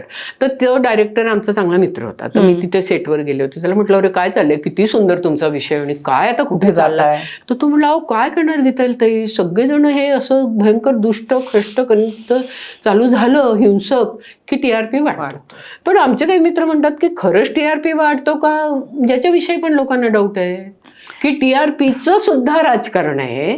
तर या सगळ्या गोष्टी सामान्य माणसांना कधी कळणार. बरोबर. आम्ही मध्ये एक असं केलं होतं नारी समता मंच आणि मिळून साऱ्या जणीचं आमचं सखी साऱ्या जणी म्हणून वेगवेगळ्या गावात असतं. त्यांचं 2 वर्षातून एकदा गॅदरिंग होतं. तर त्या गॅदरिंगच्या वेळेला आम्ही असं केलं की ही जी तुम्ही बाईची प्रतिमा करताय भ्रष्ट प्रतिमा ही आम्हाला अजिबात मान्य नाही. आमचं त्याला पूर्ण विरोध आहे आणि तुम्ही ताबडतोब थांबवा. या पद्धतीची मालिकांमध्ये बाईला दाखवलं गेलं नाही पाहिजे. तर आता आम्ही काय 300-400 सह्या केल्या. आमची काय ताकद ती आणि ते पाठवून दिलं. त्यांनी काय होणार, काही झालं नाही. पण पूर्वी ते असं यायचं बघ की तुम्हाला कंटेंट विषयी काहीतरी ऑब्जेक्शन असेल तर या मेलवरती का वेबसाईटवरती तुमचा निषेध. कोण कशाला करताय. आणि या सगळ्यामध्ये एवढी मोठी व्यावसायिकता आर्थिकता ते खूप मोठा गुंता आहे तो. पण मला हे माध्यमांनी लेखकांनी दिग्दर्शकांनी ही जबाबदारी जाणून घेणं ती स्वीकारणं आणि त्याप्रमाणे तुमची कला लोकांसमोर आणणं हे आवश्यक आहे असं एक कलाकार म्हणून मला निश्चित वाटतं. कारण शेवटी तो समाजाचा आरसा आहे. समाजात जे घडतं ते दिसतं पण ते जे घडतं ते तुमच्या मनावर परिणाम करतच असतं. उलटही होतच असतं. दृष्टी मेल गेज विषयी आपण आता बोलत होतो. आता आपल्याला सगळ्यांनाच अत्यंत धक्कादायक त्रास देणारी घटना आणि अनेक गोष्टी बाहेर येत आहेत त्या म्हणजे एप्स्टीन फाईल्स. आपल्याला ही सगळी चर्चा आपली होती त्याच्यामध्ये बहुतांश आपण भारतीय मनस्थितीविषयी पुरुषसत्ताक पद्धतीविषयी बोलत होतो. पण अनेकदा हे वाचताना याही आधी पण विशेषतः याविषयी वाचताना लक्षात येतं की नाही सर्वत्र हेच आहे. विश्वात्मक म्हणतात सर्वत्र. आणि ते इतकं भयंकर आहे. ते इतक्या अमानुष पद्धतीने घडलं आहे घडतं आहे. आणि खरंच सुन्न करून टाकणारी ही सगळी घटना आहे आणि जे समोर येते ते आता खरोखरच आपल्या सहनशीलतेच्या पलीकडे गेलं आहे. तर मेल गेज म्हणजे बाईकडे बघण्याची बीजिंगच्या जागतिक परिषदेत असं झालं होतं की स्त्रीच्या नजरेने जगाकडे बघा. हे गेले कित्येक वर्ष स्त्री चळवळ म्हणते की स्त्रीच्या नजरेतून बघा. तर स्त्रीच्या म्हणजे पर्स आहे स्त्रीच्या स्त्रीनीच बघायला पाहिजे. स्त्रीच्या नजरेतून म्हणजे काय की एक संवेदनशील असणं, सर्जनशील असणं, अहिंसा मानणं, हिंसेला विरोध करणं. कारण स्त्री चळवळीचं तुला माहित असेल युद्धाला विरोध होता. युद्ध नको, शांती हवं ही घोषणा होती. आता तू जे म्हणतेस हे लैंगिकतेचं सगळं आहे, एक तर लैंगिकतेचं राजकारण आहे आणि हे जे जगभर आहे हे लैंगिकतेकडे बघण्याचा बाईचा दृष्टिकोन आणि पुरुषाचा दृष्टिकोन जो या व्यवस्थेत घडवला गेलाय त्याच्यातून होत आहे. म्हणजे पुरुषांना लैंगिक तुमचं एक्सप्रेशन कसं असावं लैंगिक संबंधांच्या संदर्भात, म्हणजे पेनिट्रेशन म्हणजे सेक्स म्हणजे सुख म्हणजे हे जे आहे तर हे कसं बरोबर नाहीये. म्हणजे गांधींपासून खरं म्हणजे सत्याचे प्रयोग परत बोलत आलेले लोक, पण गांधींच्या बाबतीत कसं झालं ते वेगळ्याच दिशेला नेलं कारण ते पुन्हा राजकारण आहे. तर इथे कुठेतरी पुरुषांनी लैंगिकतेकडे लैंगिक सुखाकडे बघण्याचा दृष्टिकोन त्यांचा काय असला पाहिजे. म्हणजे आपलं जे कामशास्त्र आहे ते खरं म्हणजे बाईच्या सुखाचा लैंगिक सुखाचा विचार करणारं आहे आणि पाश्चिमात्य जे आहे ते सगळं पुरुषांच्या लैंगिक सुखाचा विचार. म्हणजे हे आता आपल्याला माहित सुद्धा नसतं की वात्सायन आणि या सगळ्या या कामसूत्रामध्ये काय काय आहे वगैरे. तर या पद्धतीनेच ते आहे. तर ते काय सांगायला बघतंय पुरुषांना की पेनिट्रेशन आणि त्याच्यामुळे पुरुषांना परफॉर्मन्स एन्झायटी आहे, त्याच्यातून ते आणि हिंसक होत आहेत, शिवाय पोर्नोग्राफी आहे. तर या सगळ्यातून पुरुषांना काय पद्धतीने तुम्ही लैंगिक एक्सप्रेशन करा, तुमचं काय पद्धतीने तो सेक्स असला पाहिजे याच्याविषयी सांगायला जावं. तर मगाशी मी तुला म्हटलं तसं आम्ही अजून लैंगिक हिंसाचारामध्येच गुंतलो आहोत. आम्ही बाईच्या लैंगिक सुखाविषयी बोलणं किंवा पुरुषांनी काय विचार करायला पाहिजे. कारण बलात्काराचे मुद्दे आपल्याला 3-4 वर्षाच्या मुलीवर बलात्कार होतात, 70च्या बाईवरती होतात. म्हणजे ती उपभोगाची वस्तू ह्याच्या पलीकडे नाही आणि मुळात त्याच्यातून उपभोग होतो का हा मुळात जो मुद्दा आहे ना हा पुरुषांना विचारायचा आहे. बरोबर की काय नक्की होतंय. तर म्हणून पुरुषवाचकडे आपण पुन्हा येताना माझ्यासारखीचा 30-40 वर्षापासून अतिशय पुरुषांविषयी सिंपती आहे मला. की म्हणजे हे पुरुष किती अन्याय अत्याचार करतात वगैरे हे आपल्याला दिसतंय, पण अन्याय अत्याचार करणाऱ्या माणसाची मानसिकता तशी का झाली याचा विचार व्हायला पाहिजे. आणि तो विचार आज प्राईम व्हायची गरज आहे. कारण स्त्रिया खूप पुढे गेल्यात वैचारिक दृष्ट्या आणि एकूण सगळ्यांनी पुरुष तिथल्या तिथे आहेत आणि त्या पुढे गेल्यामुळे घाबरून ते अजून 2 पावलं मागे येऊन जास्ती हिंसाचारी क्रौर्य असं व्हायला लागलंय. त्याच्यामुळे पुरुषांनी लैंगिकतेकडे कसं बघायचं, पुरुषांनी माणुसकीकडे कसं बघायचं. जसं पुरुषांना आपण म्हणतोय की तुम्ही घरकाम करा, घरकाम जेव्हा तुम्ही कराल म्हणजे आज काय होतंय सांगते तुला की पुरुषांनी घरकाम नाही करायचं, मग पुरुष नोकरी करणार, घरी येणार आणि मग तो झाली नोकरी ना, मग आता काय करायचं, मग दारू पिणार. म्हणजे काहीतरी त्यांना दोष द्यायच्या अशा अर्थाने नाही म्हणत मी. त्यांचं जे भावनिक तुटलेपण आहे हे भावनिक तुटलेपण त्यांना कळलं तर त्यांना आपली काय कोंडी होते ते कळेल. म्हणून आम्ही पुरुषवाचमध्ये सतत पुरुषांची कोंडी हा विषय घेतोय. पण भावनिक तुटले पण कशातनं आलंय त्यांचं भावनिक तुटले पण मर्दानगीच्या कल्पनेतून आलंय. कारण मर्दगडी आहे ना आणि मग त्यांनी रडून नाही चालणार, मग त्यांनी मुलीला काहीतरी झालं तर तो हळूवार होऊन नाही चालणार कारण त्याला निर्णय घ्यायचा आहे. तर मग या पद्धतीने समजा तो आता जे पुरुष म्हटलं ना बदलतायत तर पुरुषांच्या लक्षात येत आहे अरे लहान मुलाला घेऊन किती छान वाटतंय, मग रात्रीचं जागरण होऊ शकतं.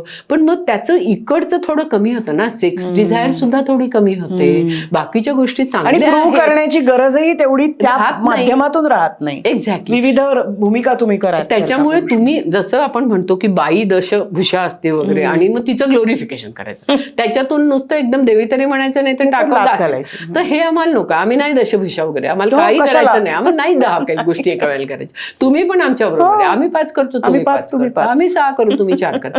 म्हणजे ज्याला जे आवडतंय ते. आणि इतकं करून असं आहे की काही गोष्टी अशा रटाळ असतात ना, आपल्याला माहिती आहे की स्वयंपाकघर हे सर्जनशील असलं तरी बोरही असतं, रोज पोळ्या करणं. एक्झॅक्टली.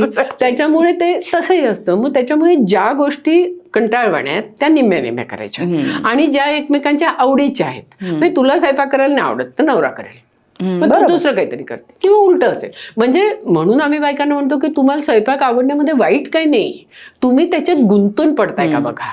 की नुसतं स्वयंपाक आणि मुलांना खायला घालणं, नवऱ्याला खायला घालणं, मैत्रिणींना, याच्यातच तुमचं सगळं अडकतंय का? त्याच्यात खूप सर्जनशीलता आहे हे आम्हाला माहिती आहे, पण ती फक्त तिथे अडकली आहे का? तुम्ही नागरिक आहात देशाच्या, ह्याचं भान आहे का? तर पुरुषाच्या ह्याच्यात रोल प्लेइंग मध्ये गुंतलेत, तशा बायकाही गुंतल्याच आहेत. कारण अनेक बायकांना असं वाटतं आता मी स्वयंपाक करून खायला घातलं नाही, यांना माझी गरजच भासणार नाही माझ्या मुलांना आणि माझ्या नवऱ्याला, माझी अपरिहार्यताच राहणार नाही या कुटुंब या व्यवस्थेत. तर कुटुंबातलं तुमचं स्थान हे तुम्ही खायला घालणारी एक व्यक्ती ह्याच्यात खूप पलीकडचं आहे.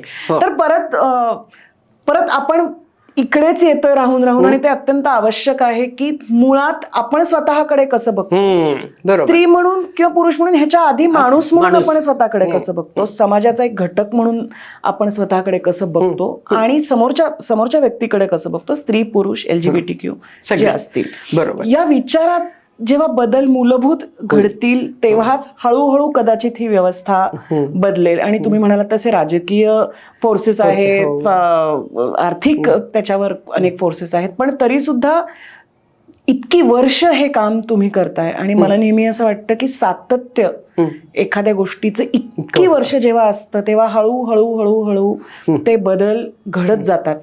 आणि म्हणून इतक्या प्रकारच्या टीका स्त्री चळवळीने ऐकल्या आहेत, लेबलं लावली गेली आहेत, पण तुमच्यासारख्या अनेक स्त्रिया, विद्याताईंसारख्या स्त्रिया इतकी वर्ष सातत्याने काम करतायत. आणि मला असं वाटतं की आज माझ्या पिढीच्या, माझ्या नंतरच्या पिढीच्या अनेक मुली अत्यंत आत्मविश्वासाने कुठेतरी उभं राहून प्रश्न विचारू शकतात, समोरच्याला खोडून काढू शकतात. ह्यामध्ये तुम्ही इतकी वर्ष आमच्यासाठी जो एक मार्ग अत्यंत प्रयत्नांनी आणि श्रमांनी तुम्ही आमच्यासाठी जो मार्ग तयार केला आहे, त्यामुळे आम्ही इथे उभं राहून बोलू शकतो आहोत. त्यामुळे मला माझ्यासाठी हे खूप वेगळ्या अर्थाने डोळे उघडणारं संभाषण आपल्यामध्ये होतं आहे. कारण छोट्या गोष्टींमध्ये आपण स्वतःला प्रश्न विचारतीये. तर मला ह्याची पूर्ण कल्पना आहे की समाज असा एकदम बदलत नाही, त्याला खूप वेळ लागतो, त्याला खूप सतत काम करत राहावं लागतं. पण आज आपण बोललो त्यातल्या अनेक विषयांवर कधी चर्चाच होत नाही आणि अशा पब्लिक प्लॅटफॉर्मवर तर होतच नाहीत, पण खाजगी चर्चा सुद्धा होत नाही.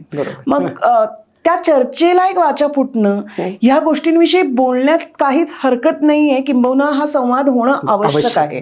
हे तुमच्या सारख्या इतकं काम केलेल्या इतक्या प्रभावी व्यक्तीकडून आमच्यापर्यंत पोहोचणं आणि आमच्या प्रेक्षकांपर्यंत पोहोचणं ही माझ्या मते एका बदलाची खऱ्या अर्थाने वेगळी सुरुवात आहे. अर्थात तुम्ही अनेक वर्ष अनेक माध्यमातून बोलताय, पण एक महत्वाचा मुद्दा आपला राहिलाय, तो मला बोला असं वाटतं की पॉलिटिकल म्हटलं आपण, पर्सनलीच पॉलिटिकल, पण आपण पॉलिटिक्स विषयी कमी बोललो, राजकारणाविषयी. तर तो अतिशय कळीचा मुद्दा आजच्या दिवसामध्ये झालाय, पूर्वीपासूनच होता. म्हणजे आपण कसं म्हणतोय, व्यवस्था जर बदलून पाहिजे असेल तर व्यवस्था जे राजकारण करते त्या राजकारणावरती पिनपॉइंट करून आपल्याला काहीतरी करायला पाहिजे. बरोबर. आणि मग त्याच्यामध्ये राजकारणामध्ये स्त्रियांचा सहभाग किती, तर फार कमी होता. आणि कसा तर त्यामुळे स्त्री चळवळीमुळे महिला धोरण आलं, मग 33% रिझर्वेशन ग्रामपंचायत आणि या सगळ्यात आलं, मग महाराष्ट्रात 50% झालं, मग विधानसभा लोकसभेमध्ये महिला आरक्षणाला 25 वर्ष झगडायला लागलो, मग आता ते आलं पण अजून 10 वर्ष बहुतेक काय जनगणना होणार आणि मग पुढे काय वगैरे वगैरे. म्हणजे जिथे गाव पातळीवरती बायका आहेत तिथे असं झालंय की बदनामी काय केली जाते, म्हणजे पुन्हा पुरुषी राजकारण काय बघ, की बायकांना आरक्षणातून येतात, दागदागिने घालतात, लांब लांब मंगळसूत्र, एकदम भरजरी साड्या आणि नुसत्या मिरवतात, नवरे त्यांचे. तर आता याच्यातलं बऱ्याचशा गोष्टी खऱ्या आहेत की खरंच तसं होतं, पण काही बायका खरोखर खूप चांगलं राजकारण करतात, काही आणि खूप मोठा संघर्ष करतायत. महिला राजसत्ता आंदोलन म्हणून एक संघटना आहे जी महिलांना ट्रेनिंग देते बरं. आणि त्या सगळ्या महिला गाव पातळीवरती पाण्याचं असेल, एज्युकेशनचं असेल, आरोग्याचं असेल, रस्त्याचं असेल, इतकं सुंदर काम करतायत. अरे वा. किंवा दलित महिला असेल, तिला झेंडावंदन नाही करू दिलं म्हणून संघर्ष करतायत, तिला करायला लावतायत. किंवा सरपंच झाली आणि नवरा करतो आहे तर भांडते आहे नवऱ्याशी आणि स्वतः खुर्चीत जाऊन बसते वगैरे वगैरे. म्हणजे एवढ्या सगळ्या बायका खूप चांगलं काम करतायत. पण ते जसं स्त्री स्त्रीची शत्रू आहे म्हणणं आणि पुरुषच पुरुषाचा शत्रू आहे न म्हणणं, हे जसं राजकारण आहे तसं इथे राजकारण आहे की स्त्रिया राजकारणात आल्या पण त्या काहीच करत नाहीत असं म्हणत राहणं. पण त्या खरं म्हणजे आणि या स्त्रियांविषयी बोलायचं नाही, म्हणजे माहीतच नाही लोकांना की खरोखर ग्रामीण भागात खूप स्त्रिया खूप चांगलं काम करतायत. आणि महिला असंही म्हणतात की सरपंच बाई आहे म्हटल्यावर आम्ही पटकन जाऊ शकतो तिच्याकडे. म्हणजे हे होत आहे ना, पण याच्याविषयी बोलायचं नाही आणि विधानसभा लोकसभेमध्ये द्यायचं नाही. आणि जास्तीत जास्त करून महिला कशी लांब राहील. म्हणजे आता एक महाराष्ट्राला उपमुख्यमंत्री मिळाली, पण ती कुठल्या स्थितीत मिळाली आणि कशी मिळाली, तिला किती राजकारण करता येणार आहे. मग कुठला पक्ष आहे की जो पारंपरिक पक्ष आहे पण तिथे स्त्रिया जास्ती आहेत. म्हणजे स्त्रिया फक्त संख्येने जास्ती येऊन राजकारण स्त्रीवादी होणार नाही. स्त्रीवादी राजकारण म्हणजे काय की दलित, शोषित ज्यांच्या न्यायासाठी करणं, विकेंद्रीकरण करणं, सत्तेसाठी नसणं ते राजकारण, चांगली व्यवस्था निर्माण होणं, हे स्त्रीवादी राजकारण आहे. स्त्रीवादी राजकारण स्त्री पुरुष सगळे करू शकतात. मग फक्त स्त्रिया संख्येने येऊन होणार नाही. पण आम्ही म्हणतो तुका म्हणे त्यातल्या त्यात निदान स्त्रिया तरी येऊ द्या, बरोबर, मग पुढे बघू. त्याच्यामुळे विधानसभेत स्त्रिया सुद्धा न येणं, अजूनही ते बिल पेंडिंग असणं, याच्याविषयी किती लोकांना असं वाटतं. पण आपल्याला काय वाटतं, राजकारण गलिच्छ आहे, घाण आहे, आम्ही नाही त्यातले असं शिक्षित म्हणणार, श्रीमंत लोक म्हणणार. आणि मग लोकशाही आहे म्हणून तर राजकारण असं झालंय कारण आपण त्याच्यात गेलो नाही. मग हे किती जणांना आणि कसं आपण पटवणार. आणि पक्षीय राजकारणाची जी काय आता घाण झाली आहे, म्हणजे किती नीतीशून्य राजकारण आहे, तत्वशून्य राजकारण आहे, याच्यात आपण काय करणार. पण असं वाटतं स्त्रीच्या वेळेला, म्हणजे शेवटी असं आहे की मायासारखी व्यक्ती खूप आशावादी आहे. त्याच्यामुळे मला असं वाटतं की नाही, असे शस्त्र टाकून देऊन काय होणार नाही. आशा आहे केव्हा तरी माणूस बदलतो आणि म्हणून तर आपण परिवर्तनवादी आहोत. त्याच्यामुळे केव्हा तरी राजकारण बदलेल, त्यासाठी आपण सगळ्यांनी सक्रिय असलं पाहिजे, राजकारणाविषयी सजग असलं पाहिजे. हे विशेषतः आपण स्त्रियांना सांगतोय. कारण स्त्रियांना असं वाटतं की पेपर असणाऱ्या किती आहेत, पेपर असणाऱ्या किती आहेत, त्यांचं कुठतरी घर आणि दिसणं आणि असं. म्हणजे मगाशी आपण जे बोललो त्याच्यातलं एक वाक्य मला पुन्हा सांगायची गरज वाटते या राजकारणाच्या सांगानी, की सौंदर्य हे स्त्रीचं सामर्थ्य आहे आणि सामर्थ्य हे पुरुषाचं सौंदर्य आहे. अशी एक आपल्याकडे म्हणजे म्हणजे कुवचन ज्याला आम्ही म्हणतो की जे अतिशय विषमतावादी विधान आहे त्याला नाकारलं पाहिजे. तर या पद्धतीनेचं आत्मभान जागं होणं, स्त्रीचे आत्मभान जागवण्यासाठी, म्हणजे मगाशी तू म्हणालीस तसं अनुभव सांग, तसं आम्ही काय केलं होतं, अपराजिता परिषद घेतली होती. अपराजिता परिषद म्हणजे कोण, एकल महिलांची परिषद. म्हणजे लग्न, मग पुन्हा ते लग्नाच्या संदर्भात आलं की बाई लग्न नाही केलं, विधवा झाली का, परित्यक्त आहे का, वगैरे वगैरे. तर त्याच्यामध्ये काही लग्नात असलेल्या बायका म्हणाल्या की आम्हाला पण एकटं वाटतं हो, आम्हाला पण याच्यात येऊ द्या. किंवा एक डॉक्टर होत्या 80 वर्षाच्या विधवा, तर त्यांच्या हस्ते आम्ही असं केलं की मुद्दाम विधवांच्या हस्ते द्वीप प्रज्वलन असताना ते केलं. तर त्यांच्या डोळ्यात पाणी आलं की इतका मला मान कधीच दिला. आणि डॉक्टर बाई, बापरे, म्हणजे परत तिच्या विवाहित असण्याशी सगळं आहे. त्याच्यामुळे हे सगळं जे राजकारण आहे हे आपण लक्षात घ्यायला पाहिजे, स्त्रियांनी विशेषतः लक्षात घ्यायला पाहिजे की शेवटी राजकारणातून तुम्ही दुय्यम होताय. आणि आता तर प्रत्यक्ष राजकारणातून दुय्यमच होताय तुम्ही. कारण आपण जे बघतो ते आपल्याला लाभार्थी करून टाकलंय बायकांना, नागरिक आहोत हे कुठे नाहीच आहे. तर ही जाणीव, म्हणजे आता जेव्हा आम्ही भाषण द्यायला जायचो सांगायचो ना की लाडकी बहीण योजना आहे, तुम्ही घ्या पैसे पण तुम्ही बरोबर माणसाला मत द्या, तेव्हा बायका हसायच्या. अगं म्हणजे बायकांना समजायचं की त्या मनातून म्हणायचं तुम्हाला काय वाटतं, आम्हाला कळतंय, आम्ही पैसे घेऊन मत कोणाला द्यायचं ते देणार. तर या पद्धतीची बायकांमधली जाणीव जागृती, बायकांना राजकारण खूप कळतं. आणि मला असं वाटतं की मी नाव चुकत नसेल तर कॉम्रेड स्टॅलिन असं म्हणाला होता, जी बाई स्वयंपाक करू शकते ती देशावर राज्य करू शकते. क्या बात है. म्हणजे बघ की काय आहे सगळं. आणि नाथपै असं म्हणायचे की जनतेच्या पायात काटा रुतला तर राजकारण्यांच्या डोळ्यात पाणी यायला पाहिजे. तर आज काय करतायत राजकारणी, काटे घुसवतायत. म्हणजे या पद्धतीची जाणीव जागृती बायकांमध्ये व्हायला पाहिजे असं जेव्हा आम्ही म्हणतो तेव्हा आमच्या मालिनी ते तुळपुळे म्हणायच्या की बायकांना राजकारण कळत नाही असं तुम्ही मानता, पुरुषांना कळतंय का? पुरुषांना कळत असतं त्यांनी असे निवडून दिले असते का? बरोबर. म्हणजे आपण काही गृहीतच धरतो की पुरुषांना म्हणजे येतच कारण ते जन्मानी आहे. म्हणजे जसा ऍक्सिडेंट झाला ना बाईचा तर तिला गाडी चालवता येत नसते आणि पुरुषाचं झालं तर काहीतरी झालं ना म्हणजे म्हणून ऍक्सिडेंट झाला, त्याला गाडी चालवता येते, गृहीतच आहे. बरोबर. म्हणजे किती विषमता आहे आणि सगळी दृष्टिकोनात आहे Yes. आणि व्यवहारात पण आहे. हो, त्यामुळे व्यवहारात आहे. व्यवहारात आहे अर्थातच. पण बदल घडतायत, बदल घडणार आहेत. हळूहळू घडत राहतील आणि तुमचा आशावाद हा आशावाद सगळ्यांनी आम्हाला आणि आशा आम्ही देणारा म्हणतो आहे. आशावाद हा संसर्गजन्य असतो. अगदीच. मला असला तर मी तुला तेच होणार म्हटलं आहे. की जो तुमच्यात इतका तो आहे त्यामुळे माझ्यात, हो. आमच्यात आणि सगळ्यात. आपल्या प्रेक्षकांच्या सगळ्यांमध्ये. मनातही नक्की तसाच आहे. प्रेक्षकांच्या मनात नक्की असेल आणि नेहमी आम्ही असं म्हणतो की ही वुमन की बात असं जरी नाव असेल आपल्या या चर्चेचं तरी ही फक्त स्त्रियांसाठी कारण केलेल्या वुमन गप्पा मध्ये नाही. मॅन आहे हे लक्षात घे. त्यामुळे शी मध्ये ही आहे. एक्झॅक्टली. त्यामुळे सर्व पुरुषांनीही आवर्जून हा पॉडकास्ट बघावा, सर्वच पॉडकास्ट बघावे. कारण गीतालीताई म्हणण्यात तसं woman is a man is a woman.